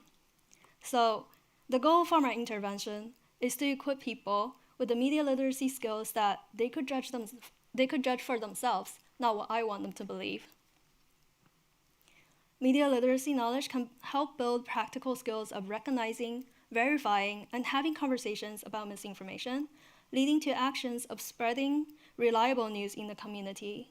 Putting this pathway into action, I designed interactive modules that attribute to each of these three pillars. This process gives people agency, turning them from passive news receivers to active information verifiers and critical thinkers. The Misinformation Lab game reinforces media literacy knowledge by asking participants to rewrite a neutral headline into a misleading one using one of the manipulation tactics. Here, through emotional manipulation, City Council discusses new housing development plan became City Council talks about wasting more taxpayer money by building new luxury homes. And to build practical skills, conversation roleplay lets participants practice talking about misinformation with their families using strategy cards with conversation tips and sample phrases. Participants get into the role of a parent who shared misinformation and a child trying to talk them out of it. And to take practice into action, we ask participants to imagine their news diet as a bowl of malatang with balanced ingredients. They can add news sources as ingredients to their bowl to diversify their existing news consumption. We also invited people to imagine the future of a healthy media landscape through co-creation, asking questions like, what does trusted reporting look like to you? And how do news media in the future handle accountability?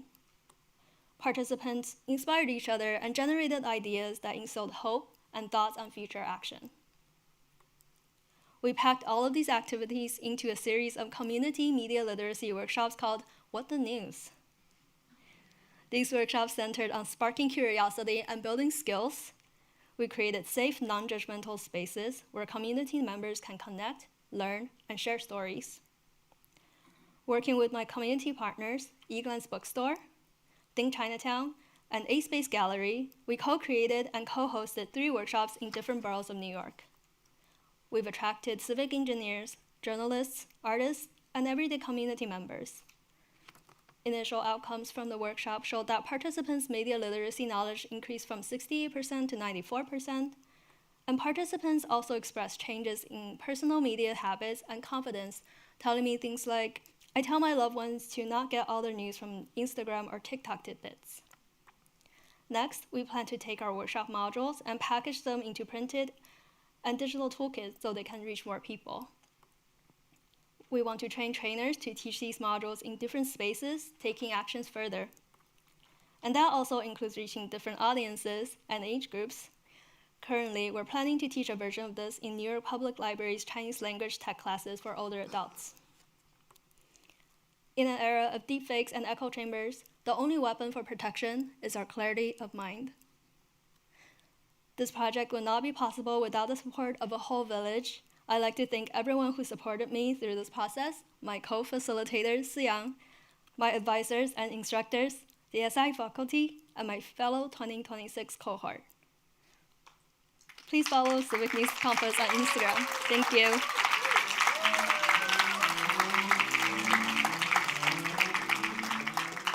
We're now at intermission. Please come back at 6:30.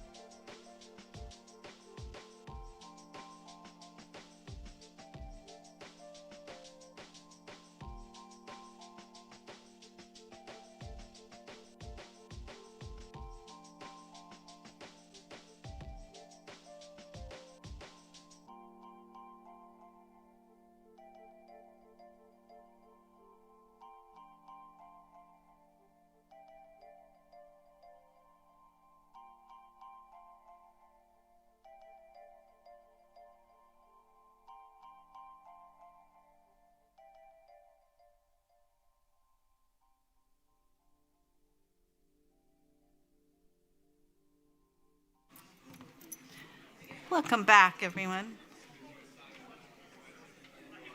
We'll get started in just a minute. Oops. Wonderful.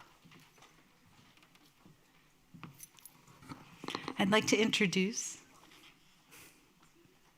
our thesis instructor, managing director of Plus Pool. If you don't know about Plus Pool, it is a self-filtering pool on the East River. It's real. It's incredible. It's incredible. People in New York are going to be able to swim on the river. So I'm very, very pleased to have second half introduction. Well done, first half, folks. Kara Meyer.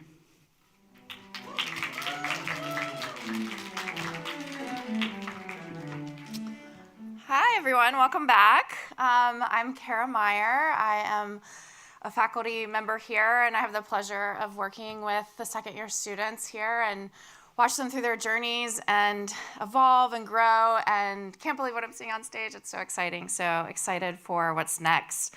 In this second half, our students get close to the very structures that define our daily lives.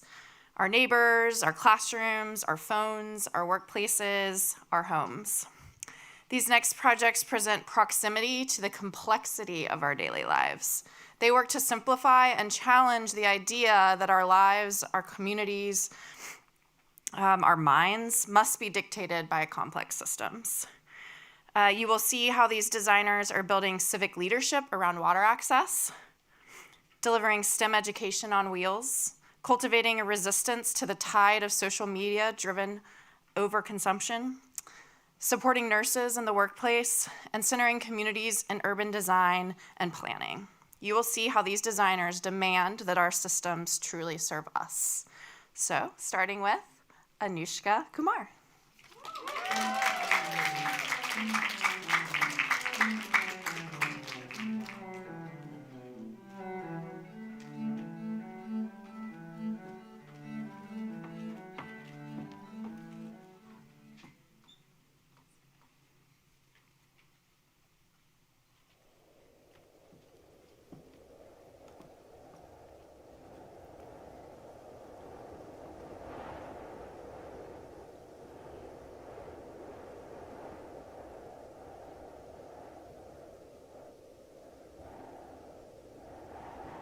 जो परली side है इस side से खारा पानी आता है, एक ट्यूबवेल इस साइड है, वो तो पानी बंद हो 1 महीना हो गया, बारिश आते के साथ वो डूब जा है, फिर पानी बंद।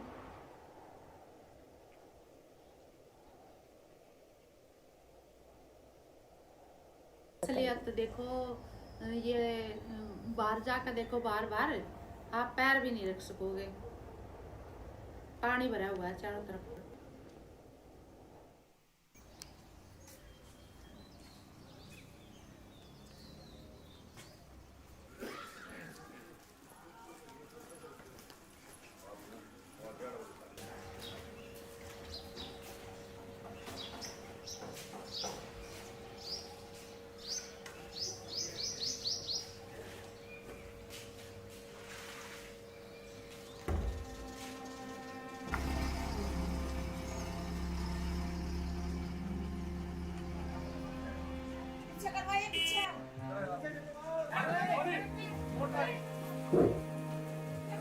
टैंकर आया, ठीक है, एक के साथ जैसे 2 जने हैं, एक ऊपर गिर गया, पाइप डाल दिया, तो 2-3 जने जब टैंकर आता है तो कोई किसी का कोई कितना ही प्यारा, कोई किसी को नहीं देखता, सिर्फ अपना ही देखता है कि अपना पानी भर ले, कभी कल ना आए तो अपना 1-2 दिन स्टॉप कर दे। थोड़ी देर लड़ाई होती है टैंकर में, फिर अपने घर आने के बाद हो जाती है सेम बात। टैंकर पर तो होती है।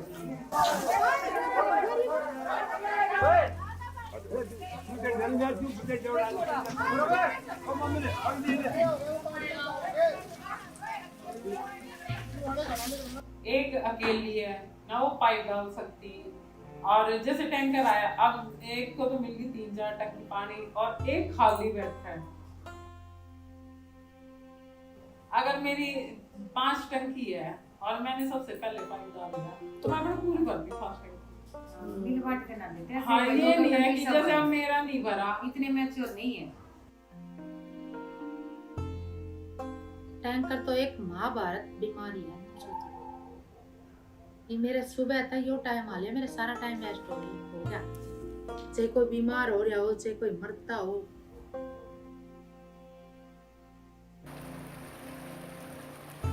मच्छर, डेंगू, पड़ने का डर, गाय भैंस इसके अंदर चली गई तो निकल नहीं सकेगी, इसमें दलदल हो रखी है। मेरे घर में खुद मेरे हस्बैंड कैंसर के मरीज रहे। पानी का भी सोचा है, जैसे कोई भी हमें खान पान में खाते यही है, 1% जहर तो हम वैसे खा लेते हैं। सोचा कैसे इतनी देर में आदमी को बचाने के चक्कर में पूरा घर लूट जा है, आदमी बीमार हो जा है। वो तो जिसके घर में बीमारी है उसी को पता चलता है। ये वो औरत से ये खुल के बात कर ले, जो अगर औरत ने ताए तो जेंट्स होते तो जेंट्स ही करते हैं। हम तो इतनी बातें बस ये कह देती पानी आएगा पानी आएगा, वो तो क्या आज तक तो आया ना पानी। अरे छोटी मोटी चीज तो है नहीं जो 2-4 लोग मिलकर पैसे लगा कर सकें, तो गवर्नमेंट ही कर सकती है। कहाँ से पाइप कहाँ जोड़ेंगे, क्या करेंगे।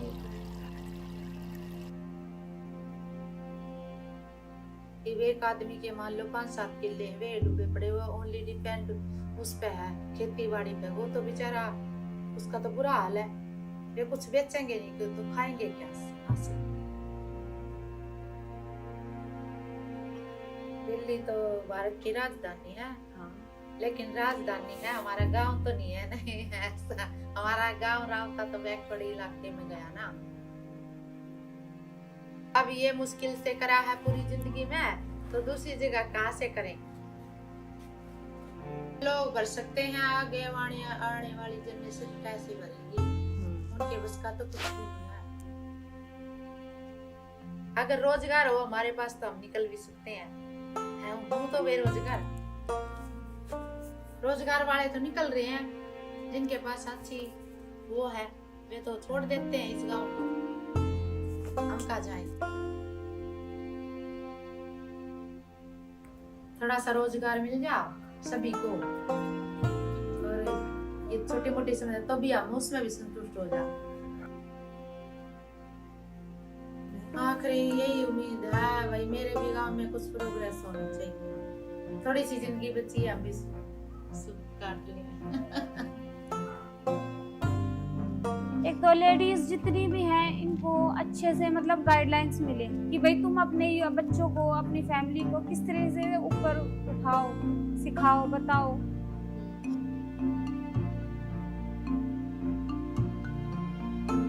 सभी की अपनी अपनी सोच है। 15-20 आदमी एक टोली में रहते हैं, 15-20 एक में रहते हैं। एकजुट तो कहाँ होता है गांव में, एकजुट हो जाए तो काम ही हो जाए।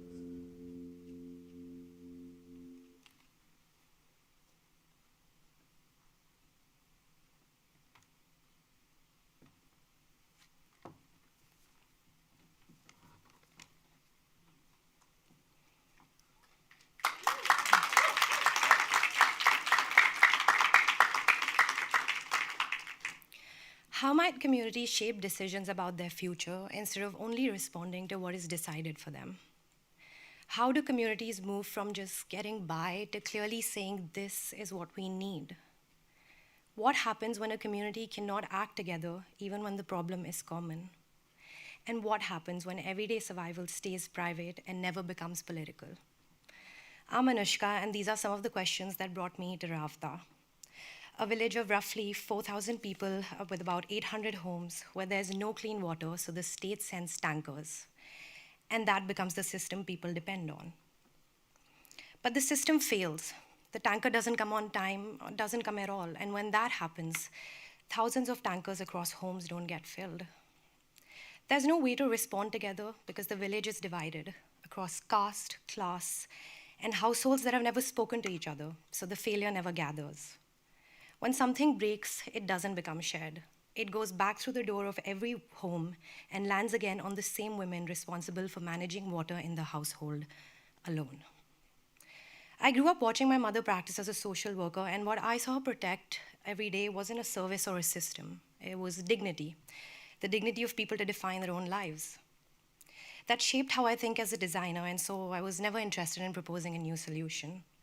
What I wanted to understand was what would it take for these women to become authors of their own situation and not recipients of someone else's solution. I entered this village through City Sabha, a civic organization working to make cities more participatory. Learning and questioning alongside them, I joined an ongoing ecosystem of work they had built in the village. Mapping, where women named what dignified living in Rafta would require. Story circles, where one woman's experience became every woman's experience. A community-facing film made together screened back to the village so that what they were going through could be seen collectively. And then I designed a fourth experiment, a game. Because I noticed that the most honest thinking wasn't happening during structured or formal sessions, but in women's homes with sweets and folk songs. So I designed a space for that, a simple simulation where women could move through real Rafta-based water situations and make these decisions together. By the final session, they'd taken over completely. There was tape on the floor with their own markers, window beam reflections as the 3 levels. What art design became something they were acting through, and the room was different after. You can see the shift here before and after this project. These women looked at what was given to them and refused it. And in that refusal, something bigger became possible. The future I'm working towards is a future where that possibility doesn't stop at refusal, but etches into authorship. There's a thread that made all of this possible, and that thread is storytelling. It held a fragmented community together long enough to find a shared language. It ran through every experiment. It's running through this room right now in the movie you just saw, and now continues to move outwards into places where decisions are made. There's also a platform I'm building with City Sabha that's not just a blueprint, but also an invitation for researchers and practitioners to engage with this work and form another village. Because while I was working in Rafta, I also had a village in New York, a community of social designers at DSI thinking alongside me about something happening 7,000 miles away. And the lives of the women of Rafta are in the process of changing right now as we speak, because I walked into that village and that village walked into this work with me. Which brings me to the only question left. What will it now take for this voice to travel into systems without losing where it came from?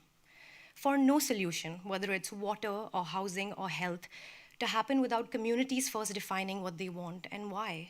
And if that becomes possible, what else begins to change? This is what I hope to keep designing around. I call it Sambhav, possibility, the moment survival becomes voice, and voice becomes something that can no longer be ignored. Thank you.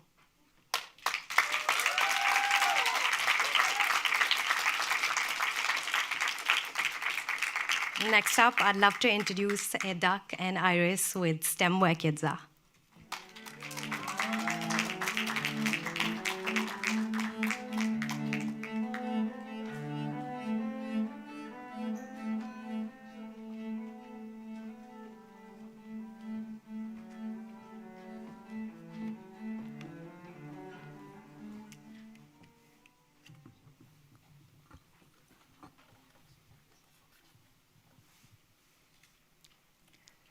We are STEMware Kizar. Together with our community partner, the Blue Bus Project, we bring hands-on science, technology, engineering, and mathematics, or STEM experiences directly into communities. Our project explores how mobile, affordable community-based workshops can expand the access to STEM learning, especially for children ages 5 to 10 in New York City, by reducing transportation, economic and systemic barriers. We create welcoming entry points for families. I'm Edak. I'm Iris. So Iris, how was STEM for you growing up? It was structured. We got a classroom, clear guidance, and abstract formulas, but not much joy. What about you? For me, it was fun. Curiosity, cartoons, exploration, but no real guidance. Guidance and joy, structure and curiosity, we need both. And that is what we bring into community spaces through this project. So let us take you into a chilly Saturday afternoon. It was a chilly day in Long Island City. A child was walking with his parents along the sidewalk. Then a magical blue bus appeared. A 5-year-old boy stepped inside and entered a cozy world of curiosity. Inside, there were molecule kits, recycled parts, things that made him stop and wonder. Then we handed him a lab coat and a goggle. He put them on, and in that moment, he became a scientist. He started building for an entire hour, and at the end of the session, he said, "I'm going to come back, I promise." This was not just a workshop, this was a moment when science, technology, engineering, and mathematics inspired a 5-year-old child. And this is the impact we hope to create in every future workshop. Beyond the memorizing science and math concept in school, children learn differently. Through playful hands-on learning, science and mathematics become connected with the tools of technology and engineering. Science and mathematics no longer feel distant or difficult. STEM becomes a soft entry point where children don't just hear concepts, they feel, build, and remember them. And in a world shaped by technology and AI, these early experiences matter because children are not just learning science, they are learning how to use tools to shape their own future and more sustainable world. But to understand why this matters, we need to step back and look at the reality behind the story. First, the transportation gap. Pick-up and drop-off become real burdens for families, and often where a child lives determines what they can access. Young children cannot travel across the city on their own. In New York City, access to early STEM education is deeply unequal. Our data show that children in Staten Island have nearly 4 times less access to STEM opportunities than children in Manhattan. The economic gap. Free programs are limited, paid programs are expensive, and many STEM toys and kits are financially inaccessible. The systemic gap. Fewer than 1/3 of STEM programs in New York City are designed for children aged 5 to 10. Even though early childhood is when STEM identity begins. And when children cannot access STEM early, interest fades, confidence drops. Children begin to internalize, maybe STEM is not for me.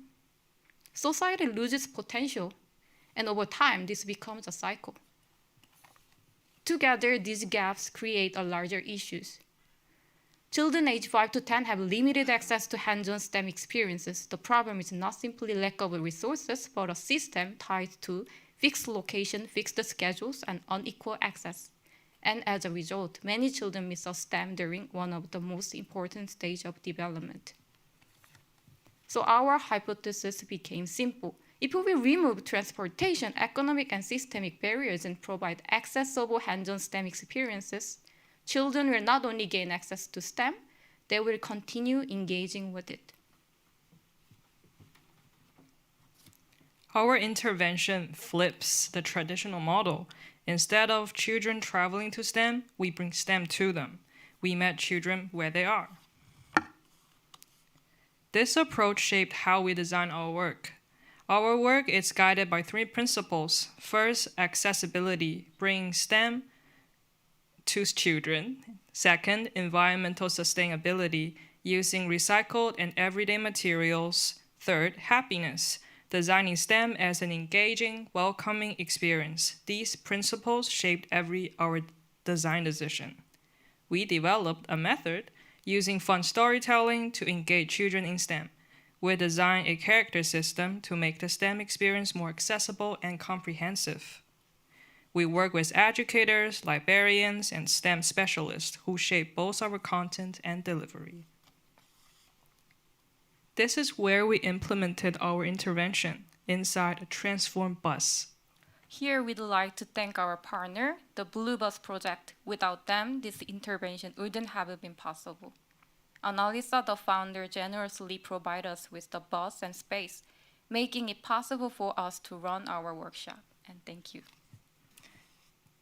So, even though the day was cold and windy, we spent over 3 joyful hours with 8 families. The workshops were hand-on and story-driven. The first workshop focused on chemistry. Here, we introduced children to 4 main gases in the air. Then the children independently complete a sticker activity, matching these 4 gases to real-life applications. Next, they built molecular models of 4 gases on their own. They even refused our help. Finally, they create actual CO2 through a chemical reaction using soda and vinegar. This boy was proud and excited about the CO2 he made. The second workshop focused on planetary motion, rotation, and revolution. We were building a model together. Through hand-on activity, he discovered how the Earth and Moon move around the sun. In the end, we connected the motor to electricity. The motor came to life and started to move on its own. But the real question is, what stayed with them after the workshop? We collected feedback from parents through QR code and verbal questions. Parents described the experience as meaningful, hand-on, and high quality. 100% of surveyed parents said this made STEM more accessible for their families. Great to have something hand-on, screen-free. Abstract science concept was turned into tangible experience. Now let's take a look at the kids' feedback. A kid said, "I know we cannot touch pure acid, but we can touch vinegar. I learned a new way to blow a balloon. I didn't want to leave, I want to do it again." This shows when barriers are removed, engagement is not a challenge, access is. This changes how we think about early STEM education. We learn something unexpected. Children are capable of far more we assume. With right support, they don't just start learning, they continue. Next, we will refine the take-home system, expand our workshop content, and test this model at a larger scale. Our long-term vision is simple. When knowledge is accessible, parents and community can become facilitators. Community can run STEM experience independently. We provide the knowledge and step back. The problem was never curiosity, it was access. And when access arrives, a kid doesn't just learn science, a kid decides, this is for me.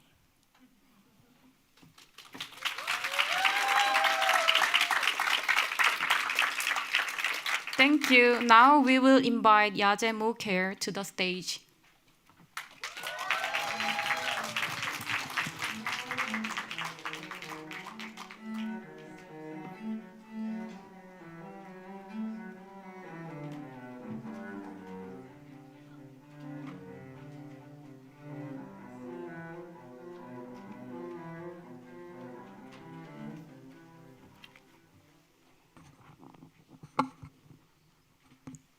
Hi. How's everybody doing? Good. Making sure this mic is in front of me. My name is Yaje, and this is my project, The Maker's Resistance. Imagine a version of NYC where the sense of community has vanished. Mountains of trash are piled up on the streets, and humanity as a whole has lost all hope. There is little hope for the city's future. The government has shut down, and people have retreated to their homes. However, while the rest of the world has given up, one small team is determined to make a change. You are part of the resistance team, a group of young change agents dedicated to saving humanity and building better futures through their unique skills. As a resistance member, you're our only chance at saving NYC. You have 1 week to build an action plan and create a model to tackle one of the many issues affecting our way of life. You must work with others to make it happen. Be strategic and creative.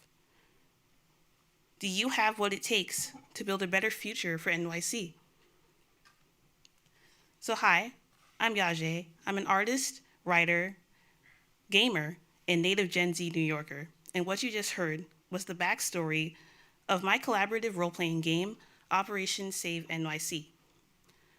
Art and creativity are what keep me going. It's a sense of comfort and a way to express myself, and an escape from doom scrolling. My room is meant to be my creative space, but overconsumption turned it into a source of stress. That put me on a personal mission to get rid of my unused and unwanted goods. And it sparked my curiosity about the rise of de-influencers online, calling out a culture where people turned their living spaces into retail stores. 1 in 5 Gen Z adults experience a quarter-life crisis spending on non-essentials, short-term bursts of joy that ultimately worsen financial stress, creating a vicious cycle. Social media addiction fuels loneliness, depression, and low self-esteem, pushing users to maintain relationships virtually rather than face-to-face. When viewers feel a connection with an influencer, they're more likely to be influenced by what they buy. Hope, fear, and nostalgia become purchase motivators. When it comes to environmental impact, 42% of environmental claims in online ads were potentially false or deceptive, leading to environmental apathy as consumers lose trust in sustainable options. Low-income Gen Z young adults in New York City are caught in this cycle. This always-on trend-based culture contributes to poor mental health and less satisfaction in life. This project tackles climate paralysis among youth by replacing consumerism with creative, sustainable habits, demonstrating that mental well-being is the foundation of environmental action. My project, The Maker's Resistance, is an art and education collective working with the Sanitation Foundation to reduce overconsumption and materialistic behavior among Gen Z young adults in New York City through values-aligned co-creation workshops. I partnered with the Sanitation Foundation because of their deep roots in New York City. They lead community-driven programs that advance waste reduction and sustainable urban practices, and they offered the expertise and community connections to help bring this work to life. My key goals are to examine how algorithms and influencer marketing affect the environment, creating a safe space for youth to discuss digital burnout, turn complex issues into simple visual stories, and use game storming to tackle sustainability and mental health challenges together. The Maker's Resistance is built on 4 values: creativity, education, accessibility, and inclusivity. The framework comes from crafting an education for sustainable development, a practice established by the Finnish education system, rooted in learning by doing. It focuses on the relationship between ourselves and the materials that we use. Through the Games for Impact class at DSI, I learned that game design is about understanding the player and their actions, which makes it a powerful tool for social design. And through coordinated collective action, they can also serve as powerful learning tools that bring people together to solve complex problems. The Maker's Resistance game puts this into practice, imagining a hopeful future through making, role-playing, and storytelling. Players build something tangible as a group. In late March, I ran a group playtest at the Brooklyn Public Library in Brooklyn Heights. Players chose their characters, picked between topics such as AI algorithms, declining mental health, and overwhelming city trash. Then, they strategized in delegated tasks based on their chosen topic. From there, they moved into a making stage, building prototypes out of available materials such as paper, tape, markers, pencils, and more. Finally, artifacts were shared in the gallery walk, and players stepped out of the game and into honest conversation about their shared experiences. Players left with a more urgent personal understanding of how consumerism is driving the environmental crisis. As one statement claimed, the future world is going to be super scary if we allow online shopping and consumerist culture to continue developing without reflection or change. However, there is room for growth. Providing more educational resources, bringing the game to schools and climate events, deeper customization and world building for the game, and building an online resistance community. What I do know is that change doesn't happen overnight. I know I can't solve overconsumption with a single project, but I can raise awareness and encourage others to make better choices. The change that I want to see is a cultural shift in which Gen Z adults lead a widespread turn away from consumerism, not through deprivation, but through creative resistance, redefining what a good life looks like for their generation and the planet. Since I was 8 years old, games have taken me through different worlds and adventures. And through this project, I wanted to bring that same spirit of discovery into a space where play becomes a pathway for advocacy, community, and real-world change. Operation Save NYC is available now, and you can play the game for yourself. Grab a group, some cheap supplies, and see what world you can create as part of this resistance team. Oh, special thanks to everyone who has supported my work, and without you, I wouldn't be standing here today. Thank you.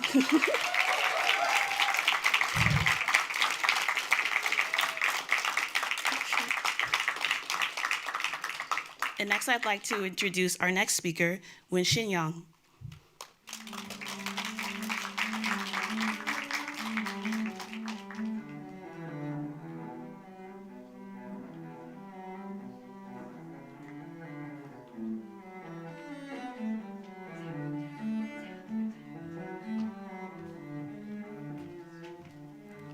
So, good evening, everyone. I'm Wen-Shin Yang, and I'm dedicating this project to my grandma and to all the nurses in New York who gives me so much to this work. And the reason I started this project goes back to her.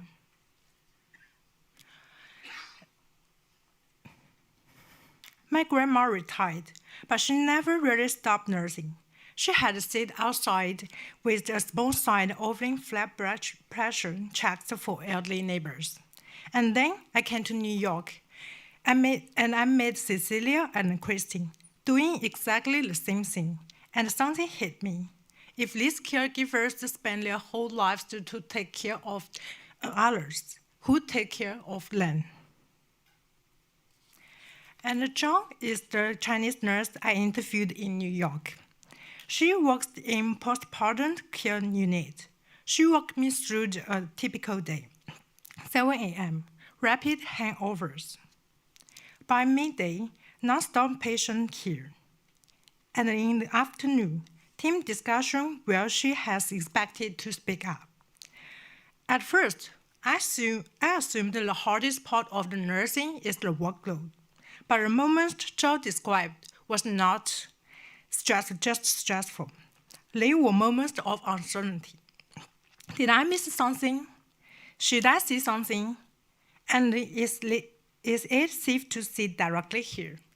So the real question became, should I speak up, when, and how?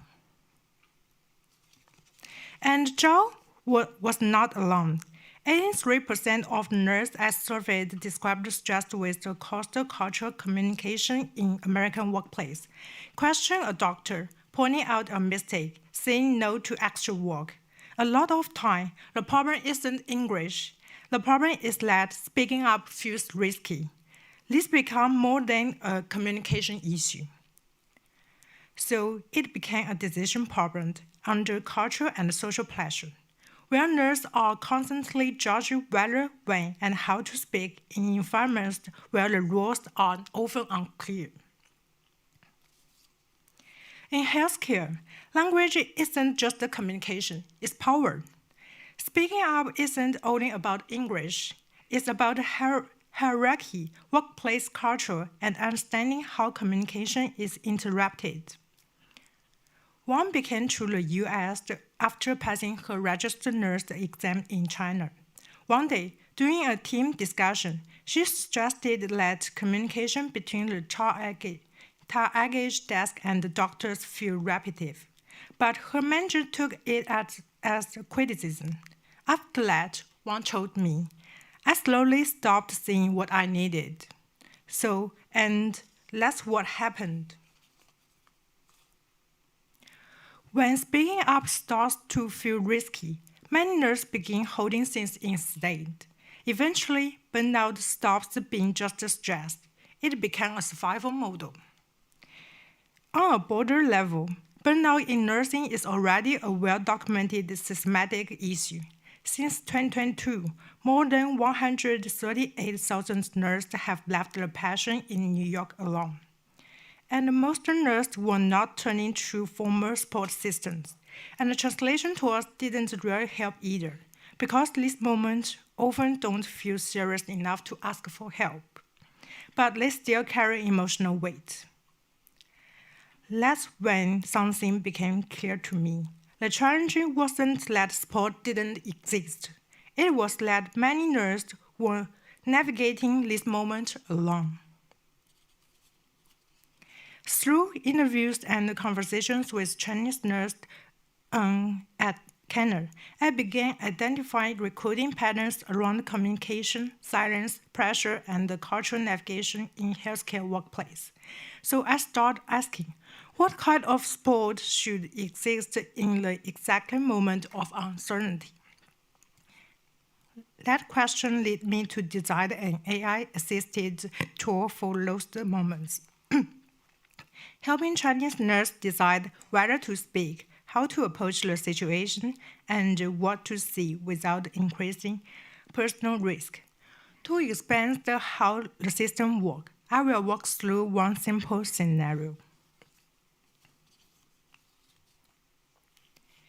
During a team meeting, a nurse noticed a problem but hesitated to speak up, worrying how others might react. And later, she opens the app and described what happened in her own words. And the tool begins to analyzing this situation, the emotional tension, workplace hierarchy, and the possible risk behind the interaction. And then it helps her to find a safer, more natural way to express herself, no certainty, but support. And that's the goal of this project, not to give nurses a perfect answer, but to help different moments feel a little less isolation, to create space for experiences that are often left unspoken, and slowly reshape what feels possible to see. Because these small moments do not stay small. Over time, communication friction can turn into emotional burden, disconnection, and burnout. This tool will not change the healthcare system directly, but reducing small moments of friction may help support care teams and create a more sustainable workplace over time. As Rachel Harmon said, the purpose of computing is insight, not neighbors. And that's what this project hopes AI can become.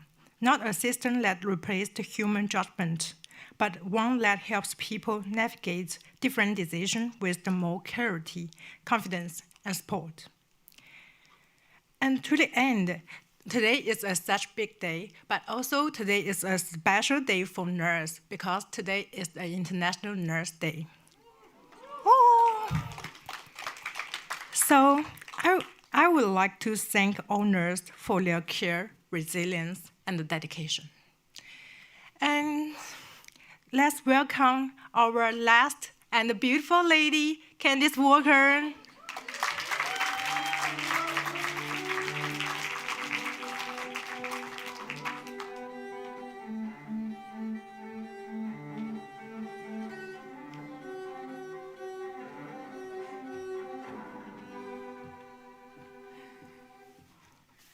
Okay, hello. When I say there's no place, you say like home. There's no place. Like home. There's no place. Like home. Okay, we're still locked in. Let's go. All right. Okay. Good evening, everyone. I'm Candice Walker. I'm a social impact designer, and I'm here tonight to share with you when I think of home, building with the global majority. And read relevant. This work is in loving memory of my mother, Dolores, who left us this past March. I carry my mother's spirit in everything I design. She taught me that home is not a building, it's a feeling of safety, of belonging, of knowing that someone designed this space with you in mind. That was my first lesson in design. I just didn't have the words for it yet. But this project is about what happens when that feeling is taken systematically, quietly, and by design. For some time, my dream career was as a licensed realtor. I was working the Jersey City market during its most explosive growth period. And during this time, I got great reviews, I won awards, and I was contributing to what everyone called the American dream. But I was watching something else happen that no one was naming. With this surge of redevelopment and revitalization, Jersey City launched a campaign, Jersey City, Make It Yours. It was beautiful, it was aspirational, and it screamed, gentrify me. That's when I stopped celebrating the American dream and started documenting the American erasure. For so many longtime residents, the word revitalization didn't sound like a promise. It became a threat. During my years as a realtor, Jersey City experienced a significant demographic shift. During those years, the Black population decreased by over 3,000 residents, while the white population increased by over 15,000.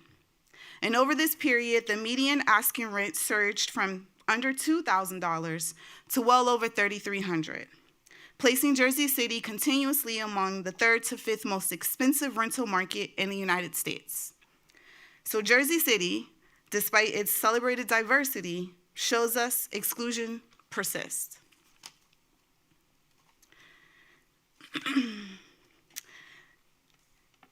The issue at heart of my research is the disconnect between community members' needs, developers' designs, and city officials' decisions.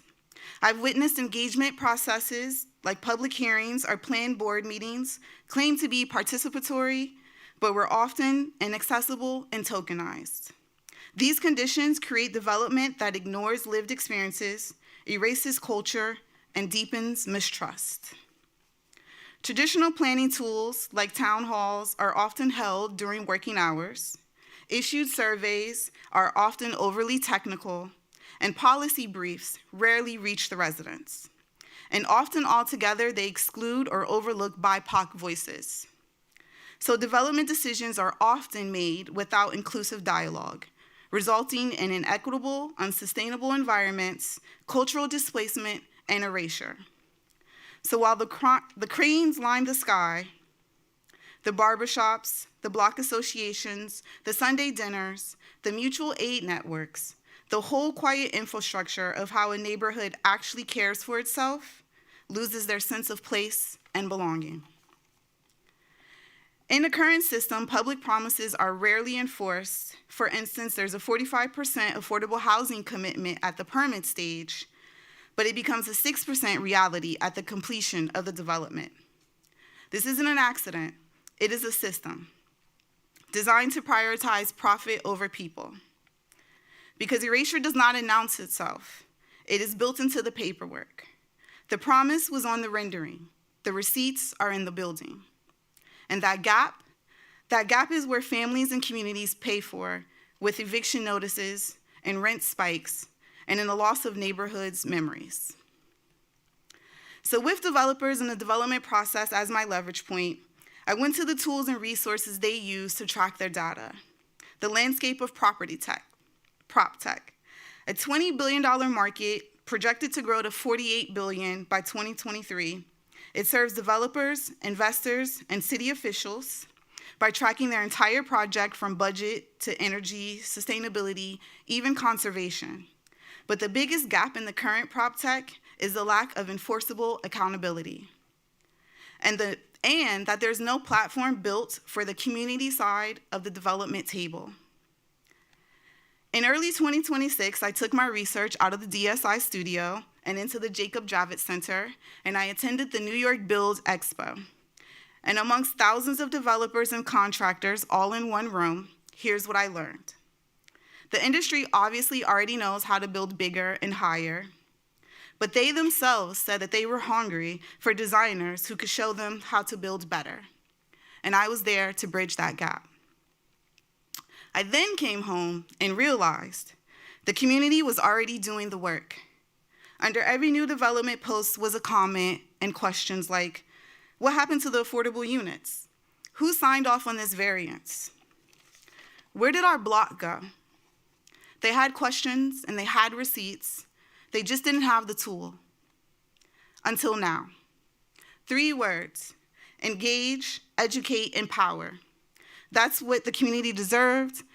They deserved prop tools to help those who shape their community's futures accountable. And that's what I wanted to deliver. So we built it together. To get live feedback for real people in real time, building real receipts, I hosted a 1-day co-design workshop series called Designing the Receipts. We brought the work to the community in 2 locations, and we offered them 3 forms of engagement. Wireframe design kit if you wanted to draw it, a prototype vibe code session if you wanted to fill it, and a features feedback session if you wanted to experience it. And 3 key insights came back from those sessions. Design has to be a bridge, not a database. Residents don't lack interest, they lack access. And 3, one user view named clearly leads to clearer outcomes. What resulted was the JCN, Jersey City Equity Nexus. The word nexus was chosen on purpose. It's a connection point, a place where separate systems meet.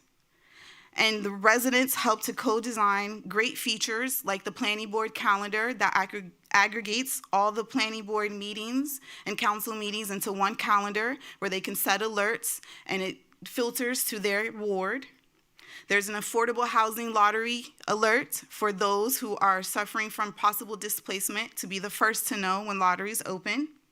And then there's the plain English glossary, a jargon buster, that takes terms like pilot, AMI, and variance, and it turns it into plain, actionable language that the communities can understand. The success of this co-design app is measured by a demonstrable shift in power and community sentiment. Essentially, increased resident participation shifts the power balance in planning decisions, and a shifted power balance over time leads to more equitable outcomes. That is the theory of change. So what comes next? Beta testing with those who design, letting them be the first to use the app in their community. A shadow audit, partnering with developers to highlight one of their developments and keep their social impact score. And a policy memo developed and presented to the Jersey City Office of Diversity and Inclusion to incorporate JCN metrics into city briefings with the mayor. The tool is not the end, it is the leverage point. And I'm thrilled to announce that my app and my workshop will be featured at this year's New York City Design Week. Yay, hosted here at SVA. I'm Candace Walker, a social impact designer, and for far too long, the built environment of the global majority has been designed without us, even against us. The Jersey City Equity Nexus app is my contribution to changing that. One development, one ward, one city, building with, not for. Thank you.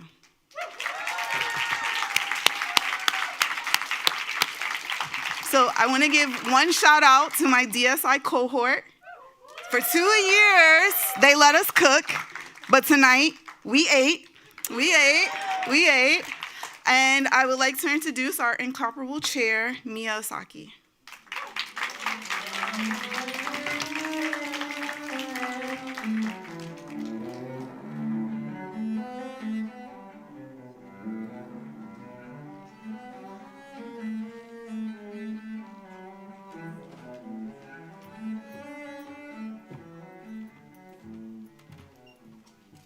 Wow.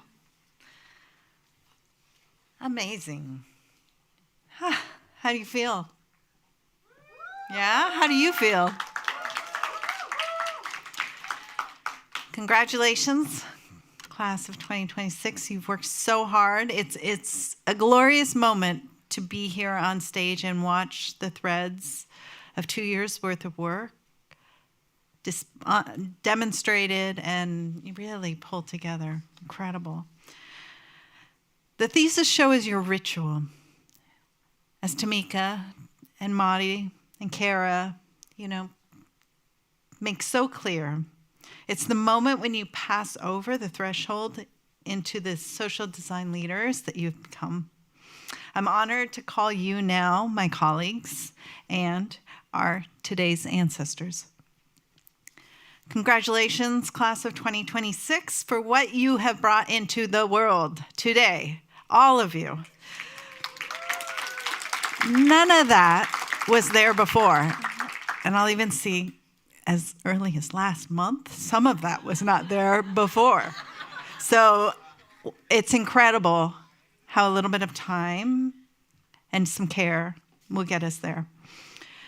Thank you for your kindness, for your hard work, your resistance, and your play that invite all of us to join with you into the future. Some of you said, as we were talking, that you didn't know where you were going at times. You started somewhere different and ended somewhere new, and that is the serendipity and the joy of this work. It's emergent, but we all see your path now, and may it be long. We love gifts. We love to share our gifts, and our gift to you all was tonight. But there's another gift for you. It's a tradition at DSI that the year one cohort, your mentees, send their wishes and reflections to you, their mentors. So, here we go.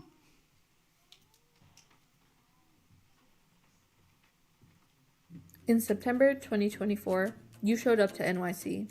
Some of you nervous, some of you ready, all of you stepping into the unknown.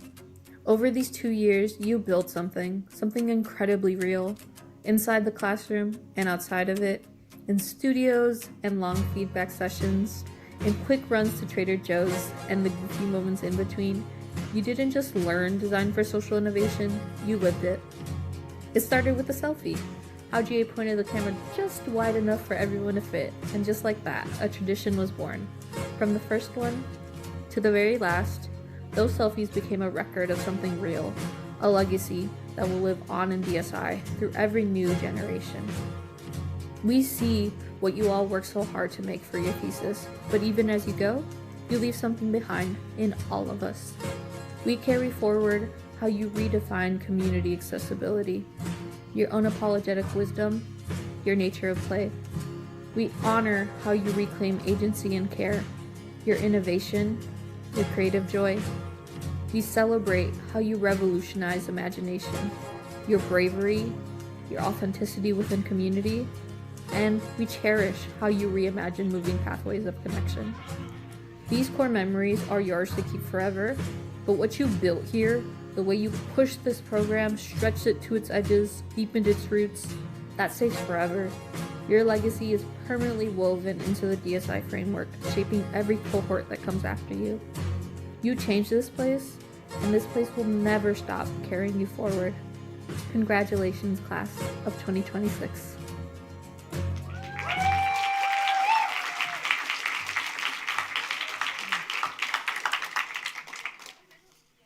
Wow, it's amazing, isn't it? Thank you, class of 2027. We'll see you here next year. Our appreciation to SVA President David Rhodes, Provost Christopher Cyphers, the SVA community and staff, DSI faculty, alumni, all of you have come back, past and present. Thanks to Tamika Abaka-Wood, Mirabai at Steno Captions for this amazing captioning, and the superpowers of the SVA Theater for a smooth show. It's always so good. So much gratitude to our incredible Thesis show team, the Thesis instructors, Riley Ladner, who produced this show. Wow. From top to bottom. She starts, I'm just going to tell you, she starts in the fall. It's a long journey. Elsa Petrie, who's out in the lobby, who's our director. Lenine from Sublation. Hector Chateau Ruiz is out there. Christian Gomez, Sung Il Choi, and Jeff and Neon from the Writing Center, and the DSI students and faculty everywhere. You make this happen. Class of 2026, I know you want to go. But before you do, if you'll give me just one more minute for a departing message from me to you, my DSIers. I feel lucky to have the long view of you. From the time that you applied, which was many summers ago, to this moment today, and all of the brilliant gray area in between, your love, your juicy brains. You have put your communities first. You come back stronger with self-awareness and the talent that you need to go out there and do this in the world. You've shown up for each other, and now for all of us here. This says it all. The world needs you. They need all of us, actually. We need more care, so I hope that you'll take this with you and care more. I hope you always hear me inside of your head. Care is an act of resistance, so keep going and going and going. If I can make a personal connection in this month of May, which is also Asian American Pacific Islander Month, I was having a conversation last week with some colleagues at SVA. The art education chair, Kathy Rosamond, emailed me a picture of 2 photos on the wall above the couch where I was sitting in her office. I didn't know they were there. This is one of the photos that was taken by respected photographer Dorothea Lange in 1942 in a barrack in Manzanar, California. Lange's photography was censored during World War II. Over 180,000 Japanese Americans were sent to concentration camps by the US government between 1942 and 1946. My grandparents, my grandparents, my parents were some of them. Many people don't know this history, so I always try to add it to the stories that I can pass on to others. It's a dark point in our history and also in my own family's journey, and I don't mean to bring us down tonight. This is the end of a really beautiful show. But looking at this photo reminded me of why we do what we do. It's a woman quietly in the mess hall painting a watercolor. And it says to me that the strength of our creative spirits prevails even in the darkest of times, to bring light, Stephen would say, to bring light to the end of the tunnel. May these words from Japanese American artist, educator, and activist Ruth Asawa guide each one of you. Learn something, apply it, pass it on so it's not forgotten. Graduates, please stand. Let's give them a hand. And everyone, please join me in celebrating the MFA Design for Social Innovation class of 2026. Here's to our futures, to their futures. It's our legacy, DSI. Congratulations.